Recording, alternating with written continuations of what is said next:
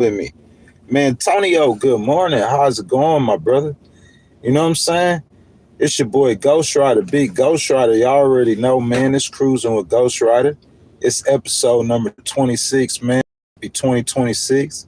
You know, we did Jasmine for Texas yesterday. That was episode number 3, you know. But we back with it, man. It's Tuesday, so you know we doing it, man. I appreciate everyone who come in, stop in, jump in today.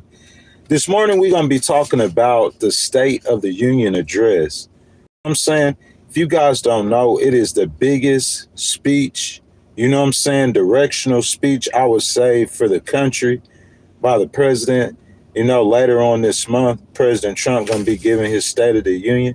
So we're going to be talking about the State of the Union address. We're going to be analyzing it. You know, we're going to talk about the state of the economy right now in America, man. You know, like there's so much going on. Like that Russia, it's like, look, so much going on. It's like we almost forgot about that Russia-Ukrainian war. I forgot about it. I say we don't talk about it as much. You know? Of course, the situation with Venezuela, that's what has consumed the media coverage as of late. I mean, it's spectacular. You know what I'm saying? It's unbelievable. In addition, you have like, you know, different situations happening across the world, but I don't really address, we're talking about Venezuela on Thursday. You know what I'm saying? It's not that I'm talking about the same issues. It's just that I'm staying focused in and I'm zoned in on what matters to America right now. And for any politician, President Trump's the president, he has to address this stuff. Any politician who is not focused, you got to run for election and you are not focused on the economy or you are not focused on affordability, because that is the number one pressing issue in America right now. It still is, it remains. So the politicians who talk about affordability, the politicians who talk about cost of living, those politicians will do really well in elections.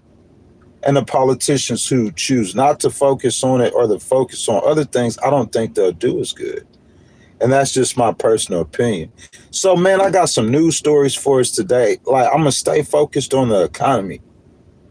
Not necessarily the whole economy, but I'm talking about the cost of living and the way people feel like in their day-to-day lives. Can I ask y'all this morning, like I'm saying, do you feel like since President Trump got elected that your life is better financially? You see what I'm saying? Like, that's a personal question for you guys. Do you guys feel personally the last 4 years of your life are better than the first 4 years? You know? So that's pretty much what we're talking about today, the State of the Union, what President Trump needs to be addressing, man. Look, I'm going to start with a news story. I usually wait a little while, but I'm going to go ahead and jump into it. You know what I'm saying? See if we'll get finished before 5 hours like we did yesterday. Okay, so I took my source from the USA Today for the news story. It's a little bit older, you know what I'm saying, December the 17th. But I use this story because I think it's important on what's going on in America right now as far as what matters with the voters and the American people. President Donald Trump's triumphant assessment of his achievements in his year-end White House address to the nation offered a nod to the troubles now rising around him. Over the past 11 months, we have brought more positive change to Washington than any administration in American history, he declared in a rapid-fire 19-minute speech, touting his record on everything from tariffs to immigration. There has never been anything like it, and I think most would agree. The reason I started also with this news story is because I believe this is where President Trump's State of the Union speech is going to start, right here. You know what I'm saying? If I'm not saying writing it or advising him, I'm saying if I'm predicting it. Well, I say if I'm writing it or advising him, where else would you start the speech?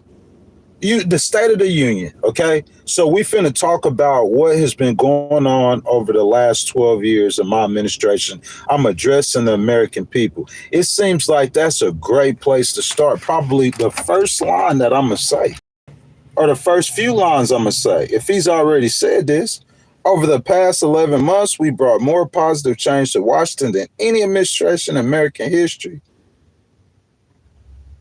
There has never been anything like it, and I think most would agree.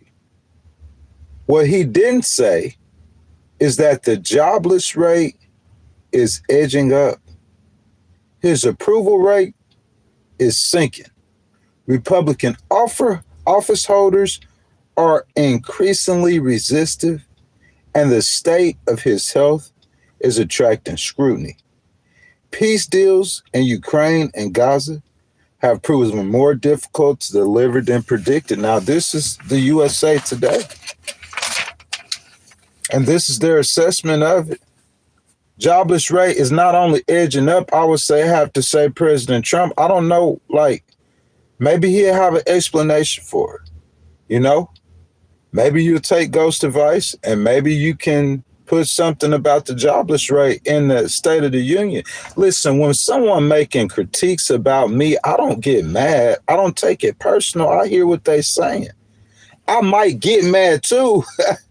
You feel me? I might take it personal too, but number one, I'm going to listen to what they got to say. Because what USA Today is saying is the jobless rate is edging up, and it is.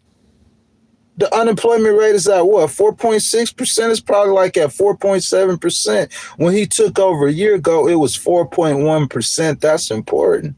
That's a lot of Americans who are feeling that. His approval rating is sinking. It was at 47%. It's at like 36, 37, 38, 39% right now. That's facts. Republican office holders are increasingly resistant. We got 4 Republicans, well, maybe 3 now, one of them retired, that they increasingly are against him, and the state of his health is attracting scrutiny.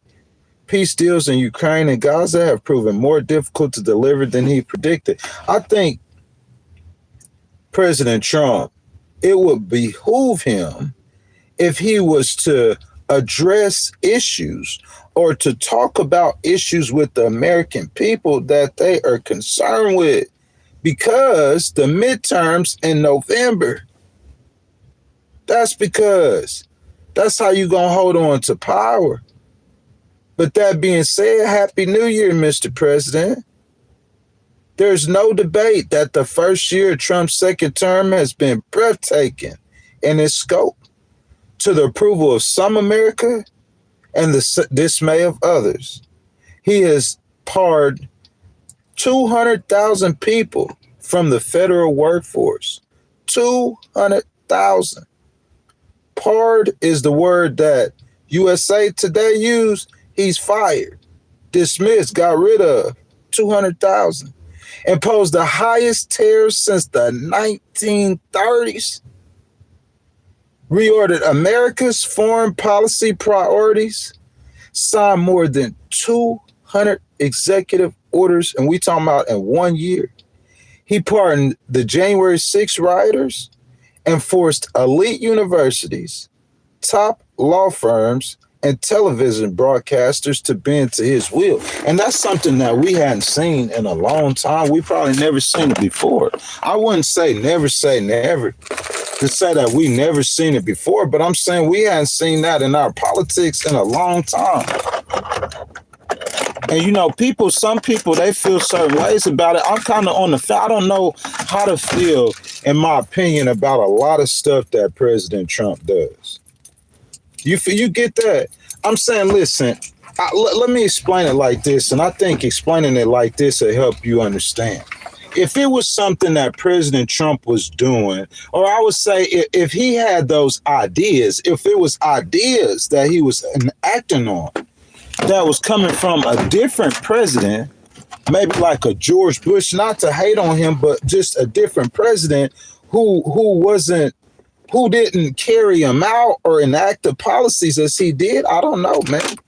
You know what I'm saying? Because a lot of things that he's doing, him addressing immigration, I think that was great. I think that was a great idea. It's just the way that he went about doing it that was the problem.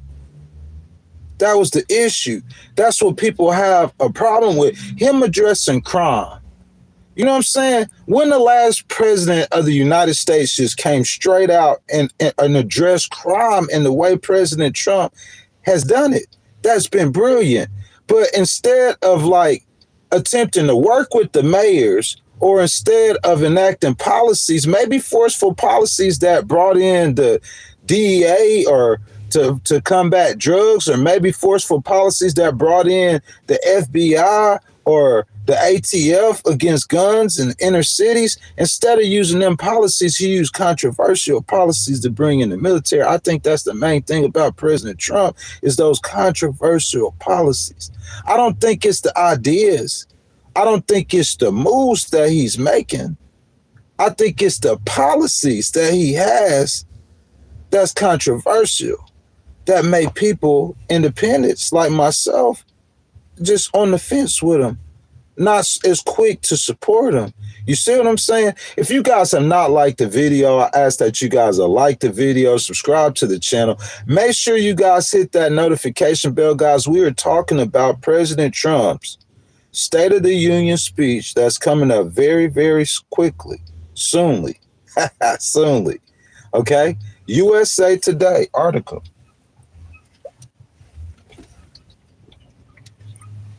If you guys pardon me, USA Today article.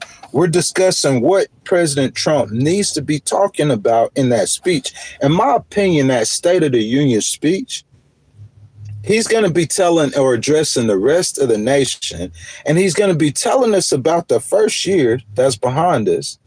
But most importantly, he's going to be talking about the year that's coming before us. So, of course, he's going to start off touting the things that he's accomplished or not accomplished. We understand that. But what we need to listen for is that he's going to be talking about the things that the American people care about, like the cost of living.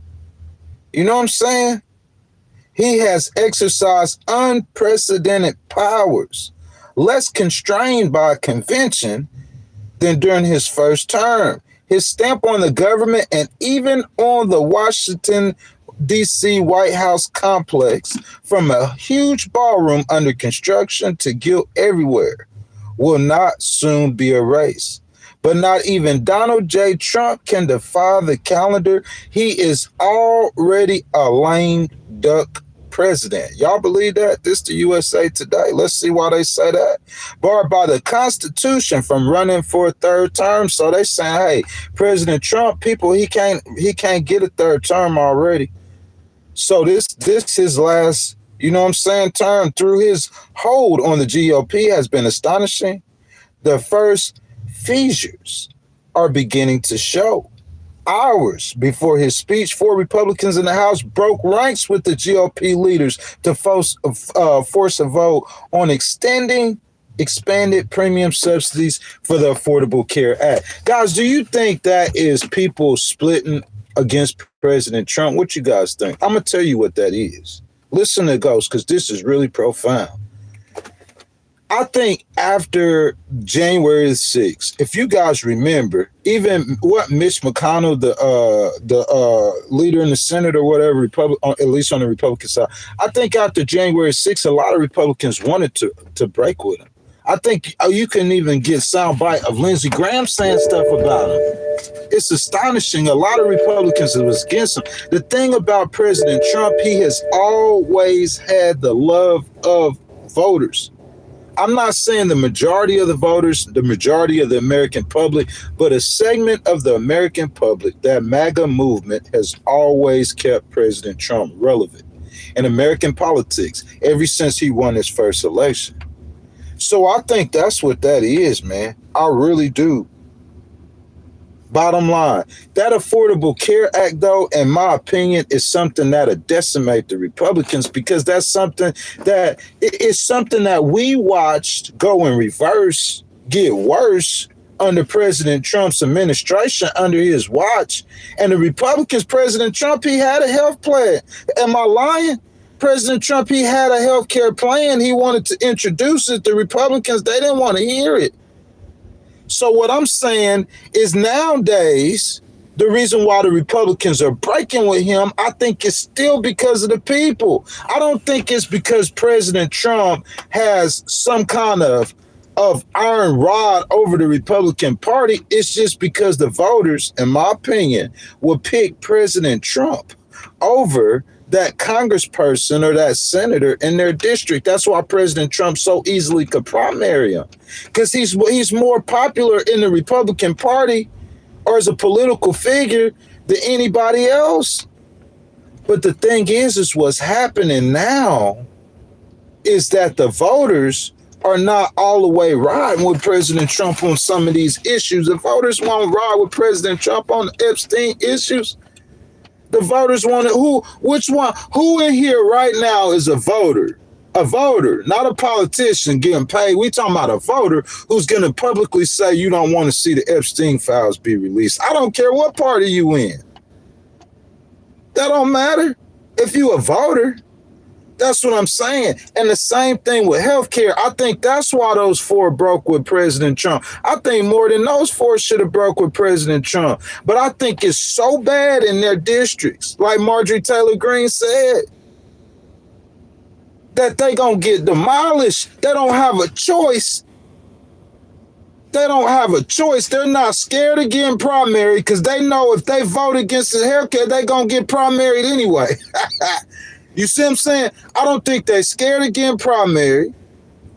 I think they still fear and respect President Trump. It's just that it's like this. It's like you gon' darn if you do, darn if you don't. It's kind of how the Palestinians are in Israel or on the West Bank in Gaza. It's like if they don't listen to what Israel say, Israel gonna do something to them. And if they don't listen to Hamas gonna execute them in the back of their head. So I'm saying that's where I feel like some of the Republicans, that's why they breaking with President Trump. That's why I think they're breaking with President Trump, because they don't have a choice.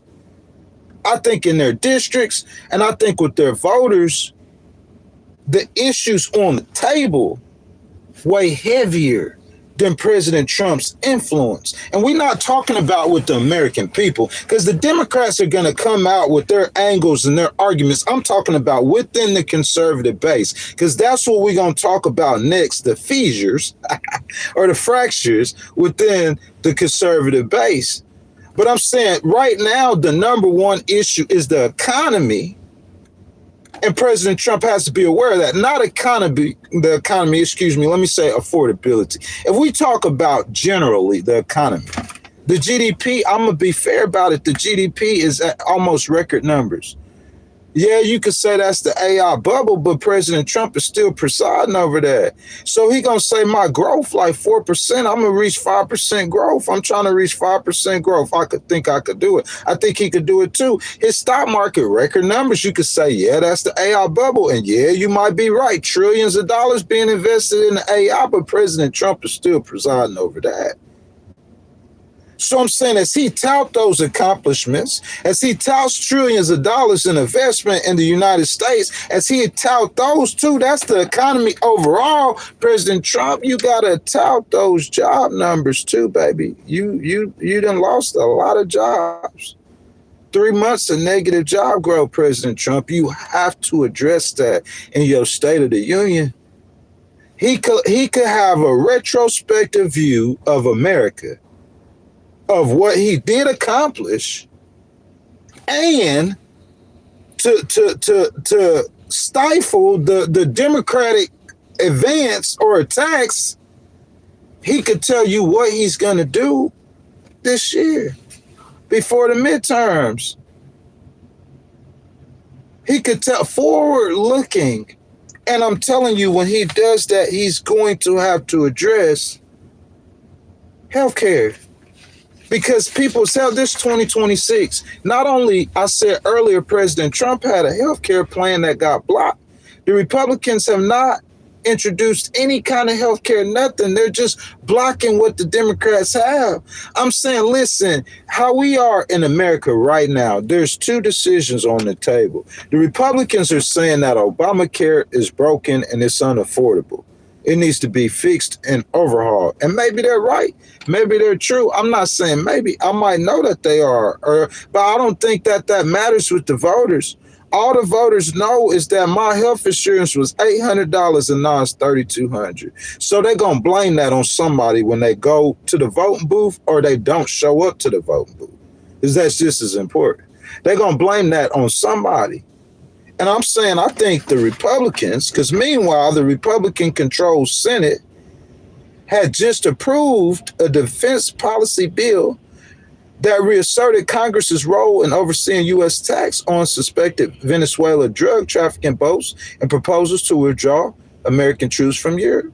Trump is about to encounter a new phase of his presidency and a ticking clock. And I agree with the USA Today's assessment. I agree with it. Man, I'm saying right now, President T, you might be sitting in the White House on the golden toilet right now. Real talk. I'm talking about your children could have became billionaires over the last few years. Y'all, I'm telling you, I see it, man. I'm saying, like, that's why he calling it a hoax, because he can't all the way see what's going on. You can't really blame that on him. I don't blame that on President Trump. He can't. I think we are in unprecedented times in the economy. I think the whole world economy is about to be remade. And AI is about to do that. You see what I'm saying? So I'm saying I think we're in unprecedented times where you could have a high unemployment rate, because I don't think the unemployment rate is going to get lower. How is it? Definitely not with President Trump's policies. I don't think the unemployment rate, I don't think it's getting lower because of AI. It's businesses that have as many robots working for them as they do humans. This ain't something we talking in the future. It's talking about right now. So I'm saying you got problems and issues you have to address right now, today. And I believe that right now, today, President Trump, you are in a new phase in your presidency, unprecedented times, where your unemployment rate could be at 5, 6, 7, 8%. And the stock market the Dow Jones could be at 51, 52,000 points. Yeah, unprecedented times. Ghost told y'all that first. Listen to them numbers now. The numbers might not just be random. Unprecedented times in America. That's what we in right now. Where your GDP, I'm saying 3.5%, 4% growth. Oh man, that U.S. economy is banging. Your GDP could be at 3.5%. And the cost of gas could be $4 or $5 a gallon. Yeah, we in them kind of times. He wouldn't be on the ballot again, but other Republican office holders will be. In the off-year elections last month, Democrats easily won the governorships in New Jersey and Virginia amid signs that voters who swung to Trump in the 2024 election, among them Hispanics and young people, can't be relied on to stick with the GOP. That's big. Especially in off-year elections. You got to understand that. It's that presidential campaign that's going to build coalitions. You know what I'm saying? You know, you heard a down ballot. So President Trump, he on the top of the ballot. He the rock star. He the superstar of the Republican Party. He running for president. Everybody else is a congressman, a senator, or whatever, a local races. All those other races are called down ballot races. What I'm saying is you don't have a rock star or a big president like President Trump on the ballot. So how you going to get them Hispanics and young people to come back? Or if they were first-time voters or they were low propensity voters, that's what we would call them, how you going to get them to turn out? We know it's historically proven that the GOP turnout in this midterm going to be much lower. I don't care how much money they spend. I don't care how much touring President Trump do. You don't have a presidential election. So turnout overall across America be lower, but the GOP turnout will definitely be lower. You don't have no one at the top of that ticket like that. And then we done seen, like just said, USA Today and Jersey and Virginia, all across America, those Hispanic and young voters, they either not going to show up or they are not with the Republican Party no more. What's more, the most reliable predictor of which party will prevail in midterm elections is the sitting president's approval rating. At this point in his first term, President Trump's rating in the Gallup poll, listen to me, what poll that we respect as strategists? It's a couple of polls, Real Clear Politics, but I'm saying out of all them polls, the Gallup poll, his approval rating is 36%. Listen to me. And with that 36%, if that's accurate and the elections were held today, Republicans would lose 40 seats. USA Today said control of the House, they only got 3 seats. They only controlling the House by 3 seats, maybe 2 now. Real talk. Marjorie Taylor Greene, didn't she retire? Maybe 1. But slimmest margin almost, if I'm not mistaken, in U.S. history, don't quote me. But what I'm trying to tell you is if you lose 40 seats, you get demolished. That means the Democrats have almost like that's like a mandate control of the House. You lose 40 seats in the House, you might lose the Senate too. Real talk. Gallup has President Trump's approval rating at 36%. You see what I'm saying?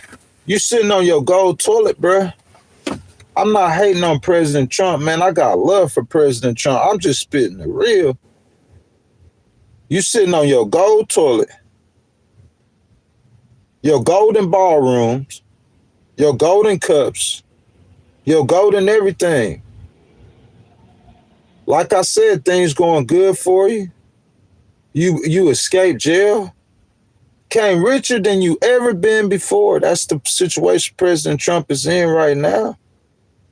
But I don't think he see the political storm that's brewing. It's a political storm that's brewing. And what's going to determine who wins the political storm, or even possibly if President Trump is able to weather this political storm, is going to depend on those midterm elections that's coming up in November. Because if the Democrats control at least the House, things in America are going to be completely different. Y'all believe me. If y'all have not liked the video, I ask that y'all double tap the video, subscribe to the channel. Make sure y'all hit that notification bell. A NPR PBS News merited poll released on Wednesday. Y'all remember this was in December. Put Trump's approval rating on the economy, traditionally a score of strength for him, falling to a record low of 36% as well. Nearly half of those surveys said they are most concerned about prices, the affordability crisis that Trump has dismissed as a Democratic hoax. I don't think he's saying it's a Democratic hoax anymore. In his speech, Trump again and again blamed Joe Biden for the national ills. President Trump, I want to stop right there and say, please, in your State of the Union address, that there are certain people in America, certain segments of the population, they're going to be listening carefully for what you have to say. Ghost is one of them. I'm saying besides the political junkies. There's people who are going to be listening for what you're going to have to say, and there's Americans who's going to be doing what I call casually listening. But one thing for certain and two things for so, people like Ghost going to analyze what you say. And people like the legacy media, they going to analyze what you say, President Trump. So you want to control the narrative. That's important. And controlling the narrative, I will not be blaming President Biden for something that's happening in America when you on your second year or your second term. People want to see accountability. You see what I'm saying? Look, I'll give you an example. Say I cut your grass. And say the first time that I came over to cut your grass, I had a complaint. And I was explaining to the owner of the house, and I told them, hey, man, The way that guy who cut your grass before I came here, man, he used to jack your yard up, tearing up, burning up your edges, your weed. You see what I'm saying? So I'm going to do it different, ma'am. So allow me, please, the first 2 or 3 times I cut your yard, it's still going to look kind of burnt or toe up. But give me 2 or 3 times after that, and after, it's going to look right the way it's supposed to if I did it. So say this 5 times, 6 times, 7 times after you didn't cut the grass. That's how it sound like to the people after President Trump been in the White House for, this is going on 2 years. And on top of that, you made a promise, big President T, out your own mouth that on day one. So I'm saying, like that State of the Union speech, that's probably one of the most televised. So I'm saying, like, you got the attention of the American people. I think what he's saying is important. I think what he's saying moving forward, leaning, I wouldn't keep blaming Joe Biden for the economy now. If you have real political strategists on the Democratic side, they're going to tell you Joe Biden had the best economic numbers in U.S. history. And when President Trump took over, the unemployment rate was 4.1%. Let me say that again, because it's hard. Look, you could run game on people with politics. I'm not going to say President Trump is a con man, because you're going to have to say all politicians to some extent are con men. Politics is a con job in general. That's why the American people are sick of politics. You see what I'm saying? But I'm saying, like, it's hard to convince people that the coach before you, when he was here, he was winning 10 games a year. Now you winning 2 games a year or 5 games a year. It's hard to keep convincing people that you better than him or blaming the problem on somebody else. Now, it's not that clear cut because President Trump, his economic numbers are better than President Biden's in some area. But as far as the jobs, it is considerably worse for President Trump than it was for President Biden.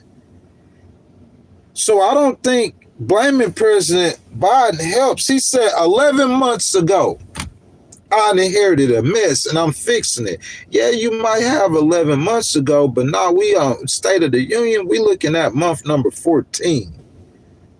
I am bringing those high prices down and bringing them down fast. I'm saying, President Trump, you said on day one, though, baby, look, Ghost's going to be critical. I think this is necessary. I think President Trump needs this around him, because if he had this around him, he wouldn't be saying the affordability crisis is a hoax.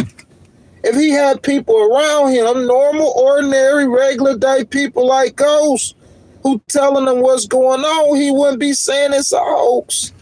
He's saying it's a hoax because, in my opinion, he don't have the right people telling him what he need to be told. Ghost trying to do that right now. You might have inherited a mess, President Trump, 11 months ago, but the American people, I don't think that's gonna buy with them. All the Democrats gotta say it is how I'm saying it. Yeah, okay, you inherited a mess. A lot of things that he did, you might have turned it around and fixed it. But one thing for certain and 2 things for sure, when you took over, that unemployment rate was at 4.1%. And now it's north of 4.6% and rising. And overall, the Americans, they don't feel like the price of goods are not down. And if you don't believe me, all you got to do is check the special elections and check that approval rating. So I'm saying President Trump, in my opinion, in the State of Union, I would address that, because the American people will be listening. And for those who aren't listening and will be voted in November, the legacy media, fake news that you call, and people like Ghost, the internet people, they going to be listening too. And they going to be analyzing. Guys, if y'all have not liked the video, I ask that everyone will like the video. If you're on a cell phone, all you have to do is double tap the screen. It's free to show some love. Subscribe to the channel. Make sure y'all hit that notification bell. I welcome everyone Republicans, independents, and Democrats. Y'all jump down below in the comments, man. Y'all let y'all voices be heard. I just ask that y'all respectful to others. And also, one more thing, guys, if y'all want to donate to the channel, super chats, super things, super stickers. Guys, if y'all want to give a gift, channel membership, just hit the button with the $ in it, and your donations are much appreciated. So I think President Trump, what he needs to address, I know he's going to tout his record. That happens with every president.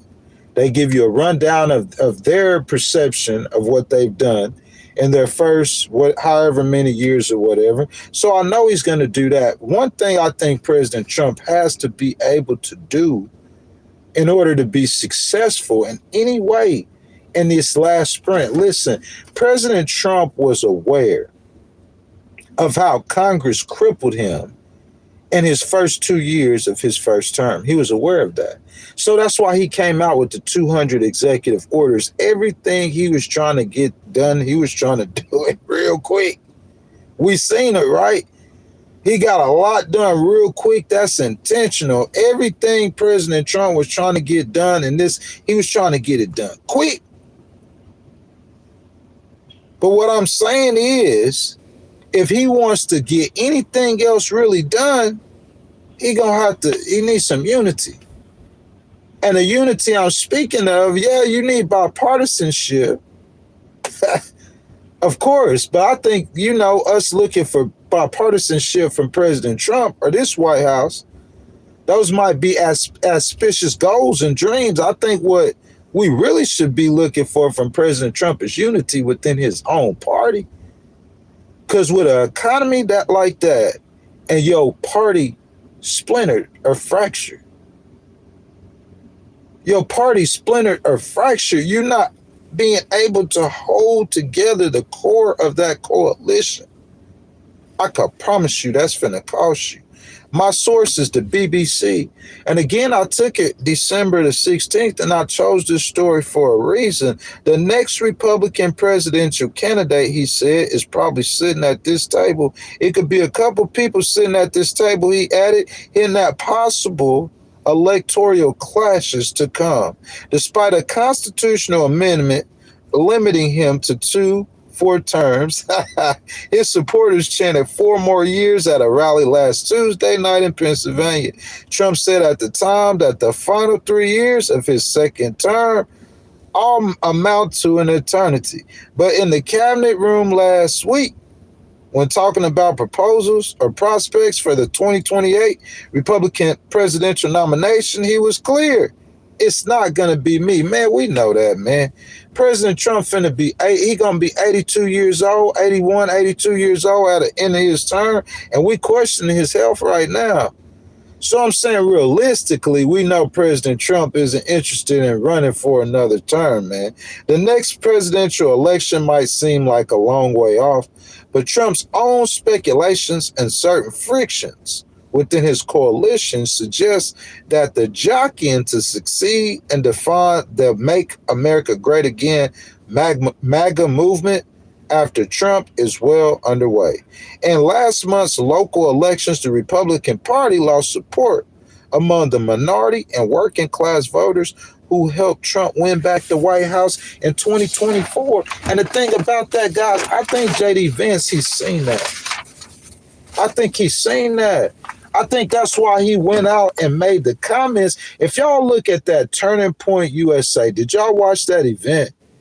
You see what I'm saying? You seen a bunch of, I seen Vivek come out there and he went after Nick Fuentes because people like that who have traditionally aligned with the Republican Party, Nick Fuentes, he might be young, he might be new to y'all, but it's old to me.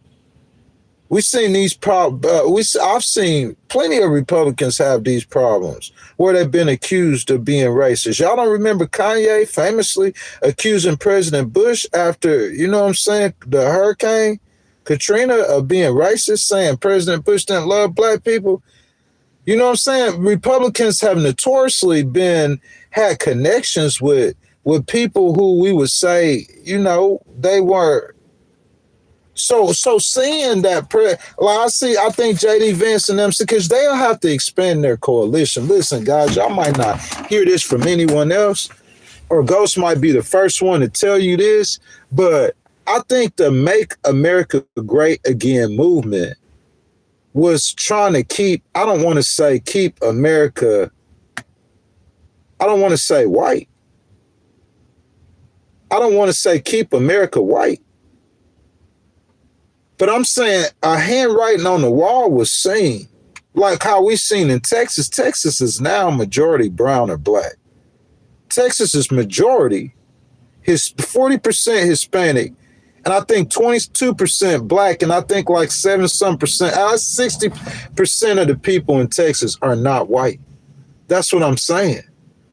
So I'm saying not that the Republican Party is racist, not that the Republican Party cares about white people or anything like that. That's not what I'm saying. I'm saying the demographics, look at the demographics of the Democratic Party. That's what I'm saying. You see what I'm saying? You got a lot of Hispanics, you got a lot of black people, you got a lot of minorities. That's what I'm saying. The demographics of the Republican Party, primarily in rural areas, is white. Well, how the Republicans seeing it is, if the Democrats were, a Republican said this before, I heard Elon say this, if the Democrats are allowing in a lot of immigrants, and the purpose for that is for the election or to turn America blue, make America great again, or keep America whatever it was or back to what it was again. You see what I'm saying? But what President Trump did that was so astonishing in 2024 was President Trump, he peeled away a lot of black voters. President Trump, he peeled away a lot of Hispanic voters. He peeled away the youth. He built a coalition. And in order for, listen, President Trump, like out of 5 elections, count back 5 elections with me, including both of President Trump's elections, President Biden, and 2 of Obama's elections. So you got 2 Obama elections, and you have a Joe Biden election. That's 3 for the Democrats and 2 for but you got to think about it. In the popular vote, Hillary Clinton against President Trump, Hillary won that popular vote.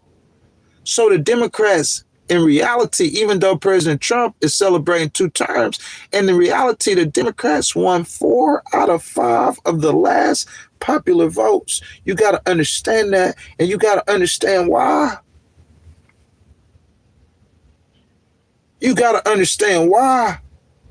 So I'm saying at some point, I don't know if it's grassroots organizations like Turning Point, I don't know who it is, but at some point, somebody's smart.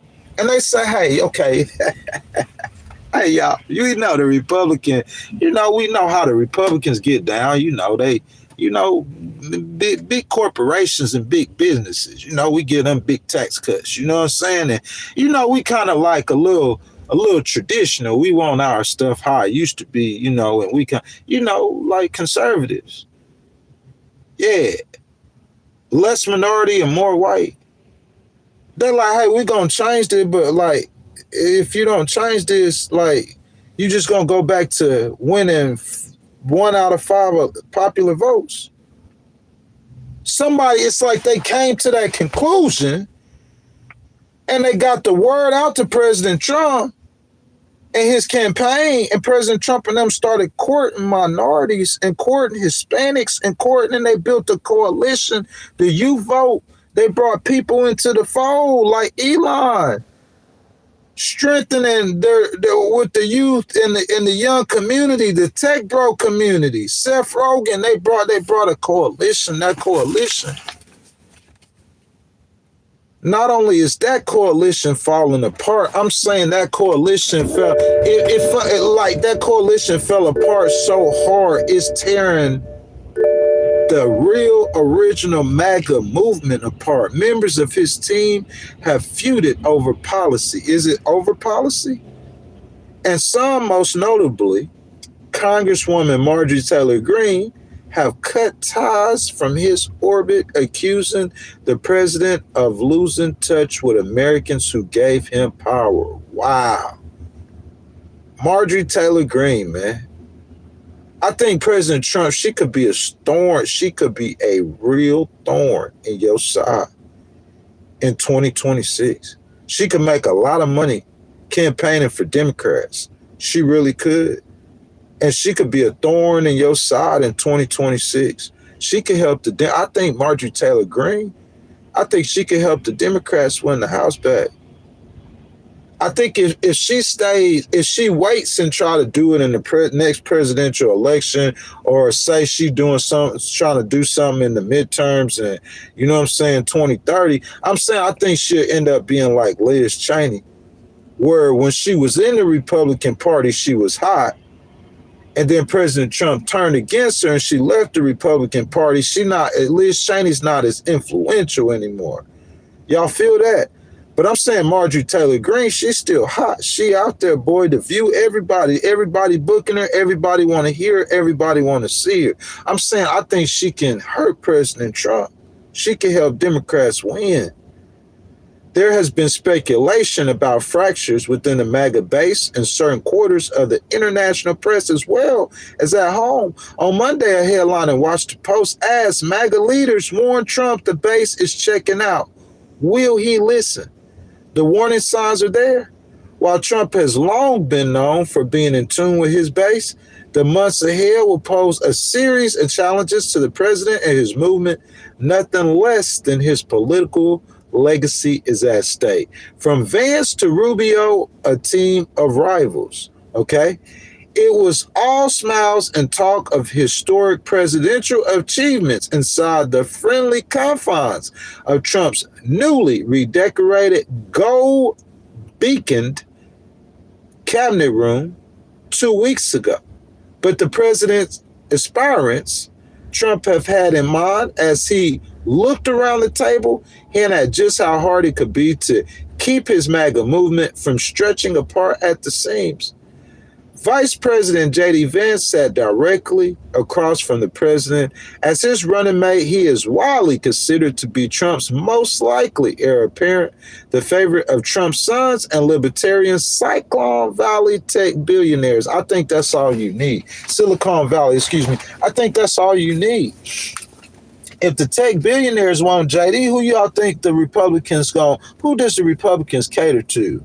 It's not like the Republicans cater to the people. They really care about the people. The Republicans are catering to the business, man. We know that. That's what they do. You ain't gonna tell me you cater. You can't look. Where are my Republicans at in this stream? How many of y'all gonna say that the Republicans and their policies are geared to help the common man or the working class man? I know ain't nobody in this stream better say nothing ridiculous like that. Because if the Republicans' party's policies are geared to help the common or the working man, I'm saying why we can't see the help? Because all we see is billionaire tax breaks. That's what we seeing. We seeing health insurance rising. That's what we seeing. We seeing the unemployment rate rising and the working man struggling and the farmer struggling and the price of goods not high. How can the Republican policy, see, this ain't got nothing to do with President Trump personally. I'm asking, how can the Republican Party policy be geared to help the common man? Secretary of State Marco Rubio was on the president's immediate right. The former Florida senator who competed with Trump for the Republican nomination in 2016 has spent the last 10 years undergoing a MAGA transformation. He was jettisoned his past support for liberalizing immigration policy and his hard line on Russia in lieu of Trump, America's first foreign policy.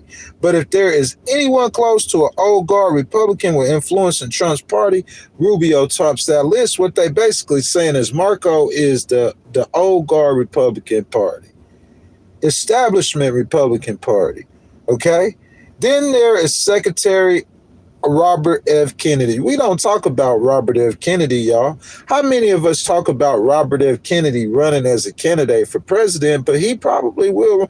I'm saying, if they saying at the BBC, I think that, Robert F. Kennedy is very possible.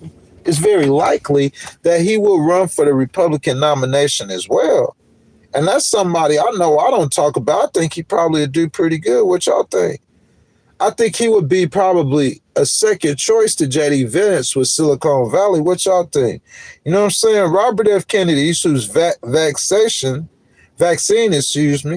skepticism, and Make America Healthy Again agenda have sent earthquakes through the U.S. health bureaucracy.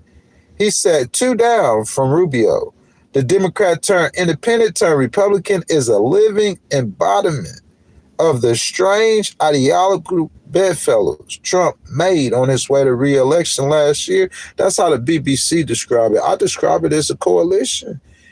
You know what I'm saying? It don't matter who you put together in your political coalition. No matter who you put together in your political coalition, the goal is just to keep the coalition together. That's the goal. You know what I'm saying? It don't matter who you put together. And finally, Kristi Noem. Do y'all think Kristi Noem's going to run for president? You know what I'm saying? I guess BBC, they know something that we don't know. Kristi Noem, the Homeland Security Secretary, was tucked off to the corner of the table, while the former South Dakota governor is not considered a major presidential contender. That's what I just said, too. Her advocacy for aggressive immigration enforcement, including a recent call for the full travel ban on every darn country that's been flooding our nations with killers, leeches, and entitlement junkies, has made her a prominent face of administration's policies. Each might believe they could, if they could choose to run, become Trump's political heir and take control of the political movement that has reshaped American politics over the decade. But to paraphrase Benjamin Franklin's comments on the birth of American democracy, whoever wins the Republican nomination will have been given a winning coalition if they can keep it. What you guys think? What y'all think? The Republican empire transformed. Of course, none of this is guaranteed, nor is it certain that the next generation of MAGA leaders will be someone from the president's inner circle. Do y'all think it will? I think it will be. Can you see anyone coming up in the ranks of the Republican Party like President Trump did or something that's not a part of his inner circle or part of MAGA and going to win a Republican primary? Trump stormed the White House as a political outsider. The next Republican leader may follow a similar path. It's going to be up to the next Republican president who follows Trump to set him or herself apart, says former Republican Congressman Rodney Davis of Illinois, who now works for the U.S. Chamber of Commerce. But at the same time, make sure that you don't go too far away, because clearly it's Donald Trump who got elected president twice. When the November 2028 presidential election rolls around, American voters may not want someone like Trump. Some public opinion suggests that the president may not be as popular as he once was. Ooh, I think that's fighting words for any of President Trump's organ. Real talk. They saying he not as popular as he once was. What y'all think? Some would probably think that he more popular. And some would probably blame that 36% approval rating on politics. You know what I'm saying? Even though 36% is pretty low. But I say, what y'all think? A survey by YouGov earlier this month indicated the president had a net approval of -14 compared with +6 when he took office in January. There are concerns about the economy and his relentless efforts to push the boundaries of presidential power. Leadership of Trump's movement still represents the keys to the Republican empire, however, even if that empire has drastically changed in recent years. I think the Republican coalition has become fundamentally different over the last few decades, said Davis, who served in Congress from 2013 to 2023. The Republican coalition that existed when Ronald Reagan was elected is not the Republican coalition anymore. And I agree with that 10,000%. Back in the 1980s, the Republican Ronald Reagan coalition was a fusion of free market economies, cultural conservatism, anti-communism, and international foreign affairs, says Lauren K. Field, author of Furious Minds, The Making of the MAGA New Right. Trump's party, she continued, was perhaps best described by longtime Trump advisor and current State Department official Michael Anton in a 2016 essay advocating for Trump's election. In contrast with the Reagan era, its core principles include secure borders, economic nationalism, and American first foreign policy. My question is to you guys, have President Trump moved away from that America first policy? If you ask Marjorie Taylor Greene, she would say that he has. I just want to see how this works. I want to see if there's unity. I want to see if a J.D. Vance ascends to the top of the Republican Party or the MAGA movement, okay, where President Trump stand with that? Is there a place for Marjorie Taylor Greene within the mix of these guys? You see what I'm saying? How will Elon Musk refigure into the picture in the Republican Party when President Trump steps aside? Where does Don Jr. and them stand with that? Because it seemed like from our reading of the BBC that they supporting J.D. Vance. You see what I'm saying? And if President Trump's son, if y'all know anything about, you know what I'm saying, if his son's supporting JD, man, that JD probably gonna get that nomination. So those are all things to think about within the Republican Party, things that President Trump needs to be addressing, in my opinion, right now within the fracture in his own party, and not only addressing the fracture in his own party when we're speaking about the State of the Union, like we started with the economy. Those two things right there, I see something that a lot of people do not see. The fractures within President Trump's own party and the economy. Because I'm saying, like, ultimately, if he don't fix the economy, that's going to cost him politically. So just addressing it or just talking about it, in my opinion, in the State of the Union, it's not going to help you in November. But I'm saying talking about it or addressing it or setting that agenda or taking that a leadership is going to help you in January and in February, especially when Congress has to pass a budget. You got to work with Congress anyway to pass a budget. Healthcare too high, bro. Listen, with the price of healthcare, what it is right now, if they had an election, it'd be a healthcare election. You got an unemployment rate that's up over 0.5%, and you have healthcare that the premiums that have tripled in a lot of cases. Those are two like automatic factors that will tell me as a political analysis or strategist that the Republicans finna get cream crop in the midterms. On top of that, President Trump is not on the ballot. And on top of that, even if he was, it's probably a good thing that he's not, because he's historically unpopular with the voters. You see what I'm saying? I'm trying to tell you guys. So, but I think even though if President Trump don't address in the State of the Union the economy with a plan on what he gonna do to fix it. Because I told you guys from the beginning, just blaming President Biden for something and President Biden been out the White House, that's not flying with the American people. It's not gonna fly. So I'm saying, and on top of that, I don't know how blaming President Biden is going to bring unity in your party. The way you bring unity in your party is by projecting hope. And I know they ain't gonna look at President Trump like he that kind of president to do that. Well, y'all saw President Trump at not the State of the Union, at the Republican National Convention after the assassination attempt. That speech he gave there to me was a little different, at least the first 15, 20 minutes of it. I'm saying I think he has it in him, that unity. He has it in him. Look how old he is, man. You could still be a fighter president, T, and you could unify your partners, unify your coalition, and then attempt to unify America. You know what I'm saying? That's what he's supposed to or should be or could be or would be doing anyway. If you guys have not liked the video, I ask that y'all like the video, subscribe to the channel. Make sure y'all hit the notification bell, guys. This is my take. I started with economics because I think economics should be 99.99.99.99% of President Trump's agenda, period. You notice how, like I said, when I first started the live stream, so a lot of you guys weren't in here, but I hadn't talked about Ukraine. We ain't doing live streams on Ukraine and Russia no more. We talking about Venezuela on Thursday.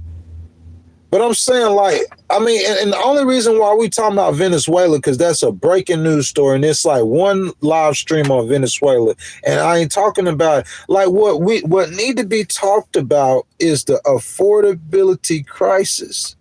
That's what making voters go vote. Economics, the economy, cost of living, jobs, gasoline, the price of goods, rent, the ability for people to buy a house and have access to the American dreams. President Trump's battles in Venezuela, victories in the Middle East, and back and forth in the Ukraine-Russian conflict, in my opinion, plays well in political circles in D.C., but does not play well on Main Street. And Main Street are where the voters are.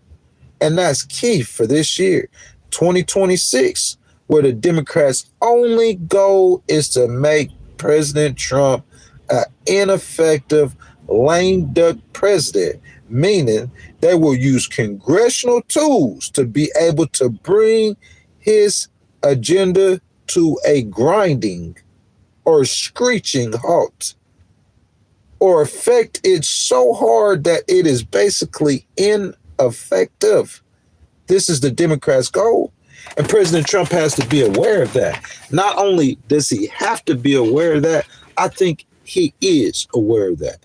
You say, Ghost, how you know? I've said it 1,000 times. Pick up the phone. What's up, big Governor Abbott? Can you draw me 5 seats? I'm going to need 5 seats from Texas. I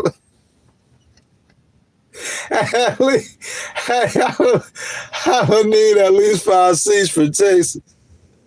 Smashly, good morning, baby. You up early this morning. If y'all had liked the video, subscribe to the channel, and hit that notification bell, man. I'm trying to tell you, bro. He like, I need 5 seats. I don't know what's going on, President Trump. I have not the slightest clue, not the slightest idea. Hey, because I'm looking at these numbers, or if I ain't looking at no numbers, I'm hearing the strategist like Ghost on the sideline. He said they already got articles of impeachment ready for me. Oh yeah, they introduced them. Oh yeah, writing them and introducing them all the time.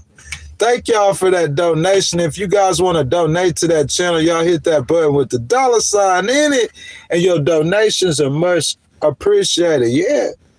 He seen that. They seen that President Trump, he seen it. He seen the plans the Democrats have for him. He seen it.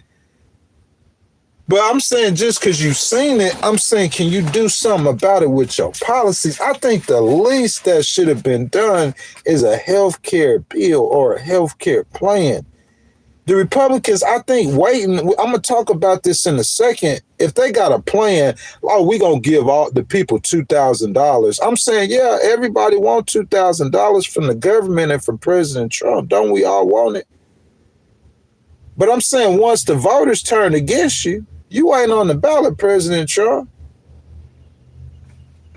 Oh, President Trump said, hey, y'all, I gave y'all $2,000 check again in 2026, the rescue package or the help American package of 2026, I don't think the people gonna care. They don't care.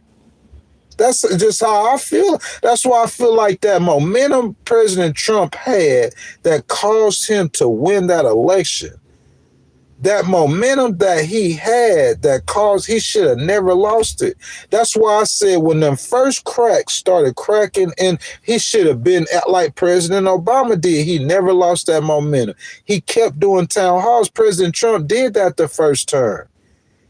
Maybe his health isn't as good. There's plenty of reasons why he can't be out there actively and constantly with the people. But I'm saying when he lost that momentum, the Democrats started doing the No Kings rallies and started organizing against you. They're going to turn the people against you. Once the people turn against you, President Trump, he going to start doing rallies next year. I don't think it's going to help you. A lot of the people, voters, you don't have as many voters in the midterms as you do in a presidential election. You never do. People turned off with the politics. And the ones who aren't turned off by the politics, they're usually voting against the incumbent party. Those are the ones who's enthusiastic, the Democrats. A lot of Republicans ain't even going to show up. You give them a $2,000 check, they're going to say, thank you. What I'm going to do? I'm going to go in the booth and vote for you, President Trump. You ain't even on the ballot. So you gave me a $2,000 check, President Trump, after I went through all this. Like the farmers said, like that stimulus you gave them, President T, they said that stimulus, that only covered 25% of what they lost. 25% of what I lost? Wait, that's all it covered. So I'm saying you give the people $2,000. How many people feel like $2,000 is enough money for the suffering and what you need for your life right now? I'm saying I don't know if the $2,000 gonna help. I'm sure it's gonna pick you up some votes. I'm sure it'll save you some seats. Don't get me wrong now. Don't get it twisted. It'll help you some.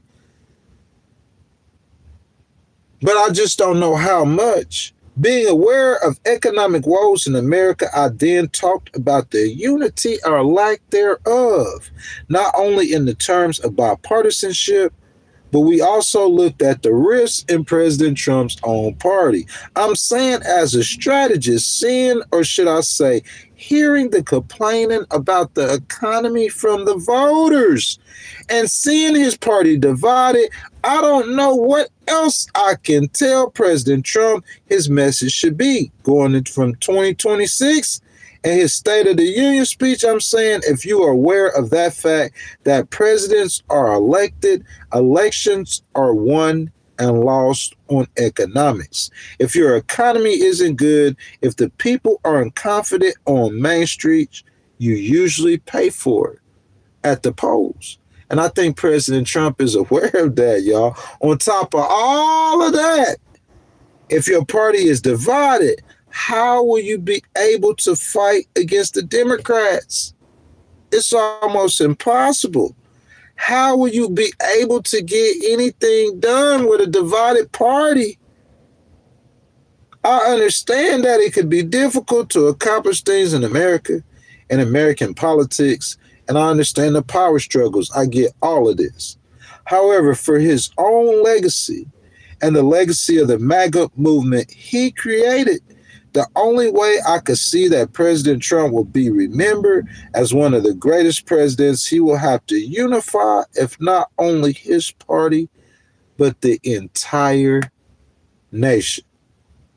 Therefore, the tone and or tenor of the State of the Union speech should be what, y'all? Smashley, what's the tone or the tenor of the State of the Union speech should be? It should be unity. What else should it be? That's what Ghost preach. Ghost preach unity. But what else? I'm saying the division, he's given us years of division. He's given us years of years of years of years. And I think it's easier to come to President Trump for y'all who ain't scared. Y'all could come get Ghost. Big Ghost ain't scared. To go to President Trump and say, hey, President Trump, unity. You know, last 15 times we went to him and said, unity, we got our heads snapped off. But yeah, it's different. Y'all think he could see the handwriting on the wall? You think he know his party's divided, excuse me? You think he could see the American people that are disgruntled? I know he got a plan, but do you think his plan will work? You know what I'm saying?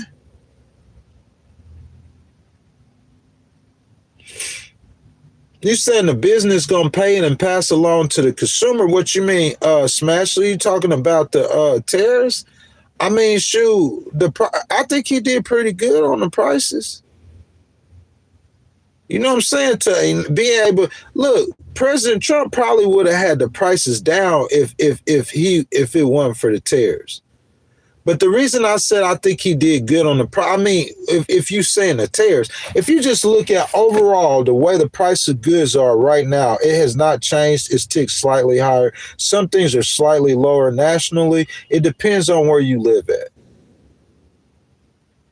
But I'm saying the overall view or feel of it, is that a lot more would have been done for the American people than has been done. I think that's why his approval rating is sitting where it's at, whether he want to agree with it or not. I think that's why you've had Democrats all over America who have been incredibly successful in their campaign runs. Because you cannot ignore the people and the wants and the needs of the people. And Main Street is the people. You can help the businesses all you want to. Ain't nothing wrong with that. They got the money. But I'm saying you can't ignore the people. And I'm saying if you take too long, and I think that's what President Trump did, he took too long. I think his coalition, is fracturing or splintering.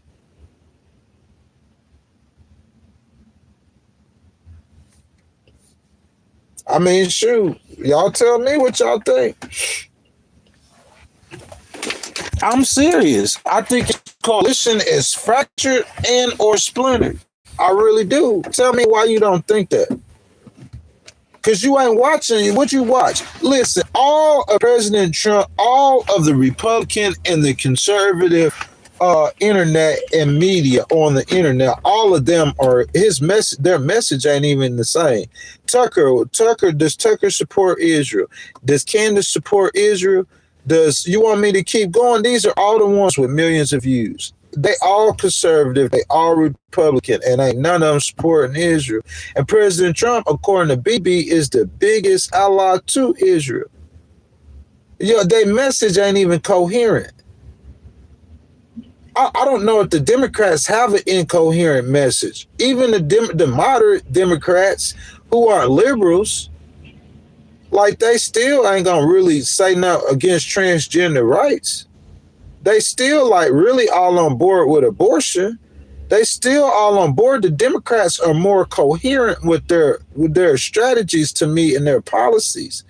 I think the Republicans were before. If you look at the Republican Party, that Reagan Republican Party, how we think of what the Republican Party is and was, President Trump changed all of that.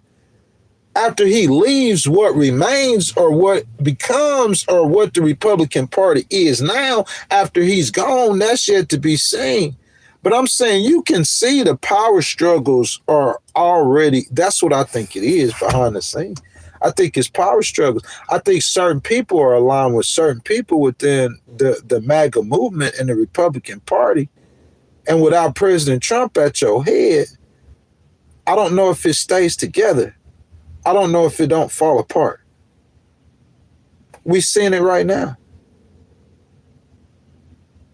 We're not saying the Republican Party. You might not. Can you see it? If MAGA starts splintering and MAGA start breaking and MAGA start, I'm saying you're going to be able to see that like happening. How are you going to be able to see it? It's going to be hard to see. There's large organizations like Elon Musk, America First PAC or America PAC, like Turning Point USA, like the Republican Party, there's large organizations that if MAGA fall apart, they still together. Elon Musk, Super PAC ain't gonna fall apart. Turning Point USA ain't gonna fall apart. Or the Republican Party, and then you got MAGA. I just named 4 different major factions of that, and I think that's what the problem is. That's why they splitting. That's why their unity. They're not the same with their message. I don't care what you're saying. The Republicans are not united with their message, bro. How you going? Who gonna really sit up here and tell me the Republicans are united with their message right now? Who gonna really tell me that? You mean the Epstein files? You united with your message on the Epstein files. Y'all united with that message. You know the MAGA base, because the average Republican probably don't care about this, especially older voters, just more the younger voters, just the coalition that they built. You know the MAGA base. Bro, they were concerned with who killed JFK and Martin Luther King. They never received that information. It's the MAGA base on that Epstein file. I'm saying, like, you think MAGA, what has happened with Maduro in Venezuela hasn't played itself out. But I'm saying if it plays itself out as American for a long time, or for President Trump's administration, the length of his administration being connected with what's going on in Venezuela, how's that America first? Look what happened with Marjorie Taylor Greene, bro. There are fractures and cracks in that party. I don't care what you say. I could see them clear as day. If you denying that, that's like saying that there's that affordability is a hoax. It's a lot of people delusional and out of touch with reality. Real talk. There's cracks. The cracks in MAGA is cracks within the party, because MAGA is controlling and running and dictating that party. There's going to be a huge power vacuum, and there's going to be struggle for power within the Republican Party, a struggle like we hadn't seen in politics, y'all, in a very long time. And I think we witnessing right now. That's what we looking at right now. Y'all double tap the screen, like the video, subscribe to the channel, hit that notification bell down in the comment section, y'all. Let's have the conversation. What's up, lady? Is that Air Black? Somebody says free Maduro's wife. I can't say to free Maduro's wife. You don't know the charges that the Justice Department has on her. Since you said that, we talking about Maduro on Thursday, okay? I think President Trump, he was genius with the way he played that with Maduro, because he went to the courts. So you got to realize that for all y'all Democrats who want to focus on Venezuela, and you want to look at ways to get at with President Trump, he's going to justify hitting those boats on Maduro's capture. Even though I don't think though hitting those boats is a correct justification, that's where he's going to go. With him capturing Maduro, to me, that justifies that action in Venezuela. And he went to the courts to do that. He had a warrant. So I'm saying, what you going to do? How you going to check him? You gonna go to the courts on him because he went to the courts before he beat you to the courts. It was done judicially. He was smart about snatching Maduro. The court stamped and approved everything he did with Maduro. So I'm saying, what you gonna do? Congressional? I'm saying the court. He got a search warrant. What you gonna? You can't do nothing with that. I'm sorry. That's just facts. I don't want. If I love Jasmine and I don't want her to waste her time talking about a political issue that is not, and first of all, the Americans halfway don't care about Venezuela. You keep talking about Venezuela, one thing you will do, you will get more young people to turn out to America first. Talking about, I'm saying JD Vance become president, he gonna withdraw American troops from every theater in the world. I hate something. Ghost Rider said. He probably a campaign on that. Say, hey, y'all, if I become because he can't just come out and say he gonna be the peace president. because he wasn't the peace vice president. But President Trump promised he would be the peace president, but that's not what he turned out to be. He been like Obama, the hammer president. So look, you campaign as the peace president.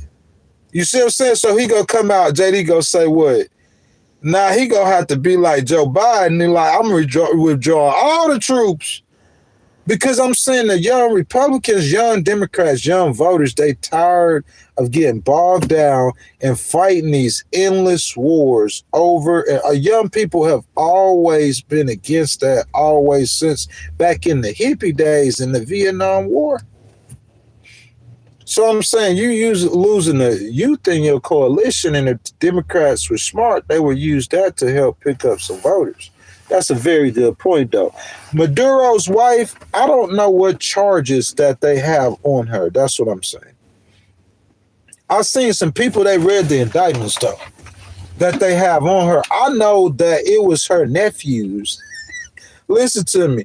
It was her nephews that was selling the dope that first got snatched in New York. I think, wasn't that in 2018? Or it might have been in D.C. or somewhere they got snatched. Her two nephews got snatched in 2018. When they got snatched, I guess the DEA, either they were already on the radar or started a hard investigation, and that's how they started building their case against Maduro. And they found out that basically he was in a drug trafficking ring. It don't matter if he's not bringing the drugs into America. That don't matter to me. To me, it's not.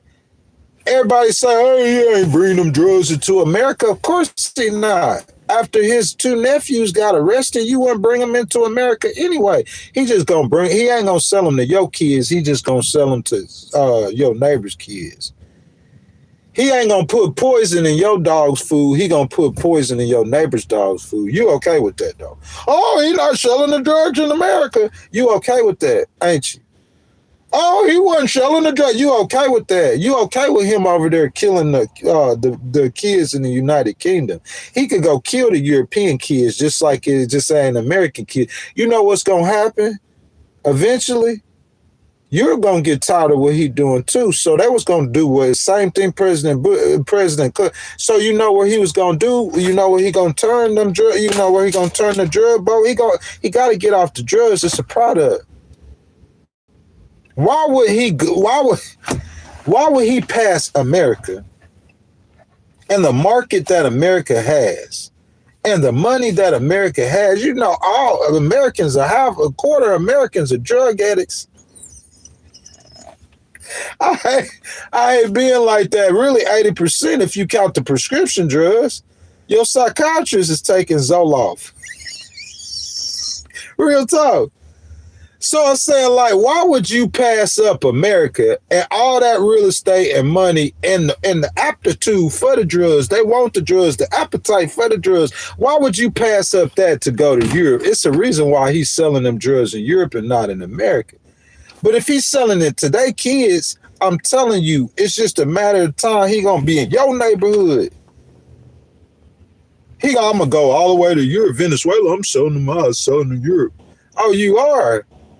Well, give it a few years, and absent President Trump and Maduro, he gonna be slinging them drugs right back through Texas.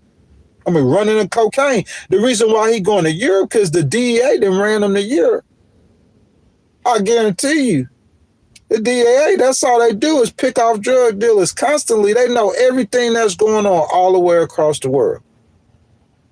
So they just ran them to Europe. Oh, okay, you ain't run them to Europe. You ain't run them to Europe. That's what I'm saying. If you don't run them to Europe, he gonna be back in America selling them to our kids. If he got an indictment on that man because that man did something wrong, I feel confident in that man going to court and standing trial. Bro, he is a president of a foreign country. So, you know, if I was his lawyer, I would say, bro, it ain't no way in the world. There's some fake charges. This a fake. All this is fake. If I was his lawyer, that's what I would be saying. All this is fake. How you gonna put charges on the president? That violation of international law. But President Trump saying that that man committed crimes of against the United States. And if you, any person, I don't care who you are, if you commit crimes against the United States, they're gonna slam dunk you. You able to get tried in America. He went and got a court order, and he went and snatched them up.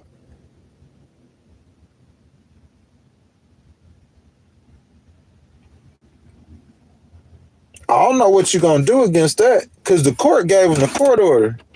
So who you gonna take President Trump to grab him for grabbing Maduro? The court gave him the court order. That was wise, to go to the court and get that permission like that, to get that authority. Because that's where they're gonna challenge you at, is the courts. So if you stay in the courts, then you probably be smart. You know what I'm saying? Just stay in the courts. I can't be giving y'all all my strategies. You say try snatching Putin. Nah, you can't snatch Putin. It's too dangerous.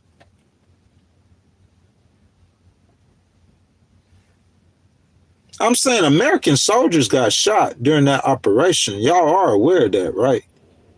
Few of them. They took fire.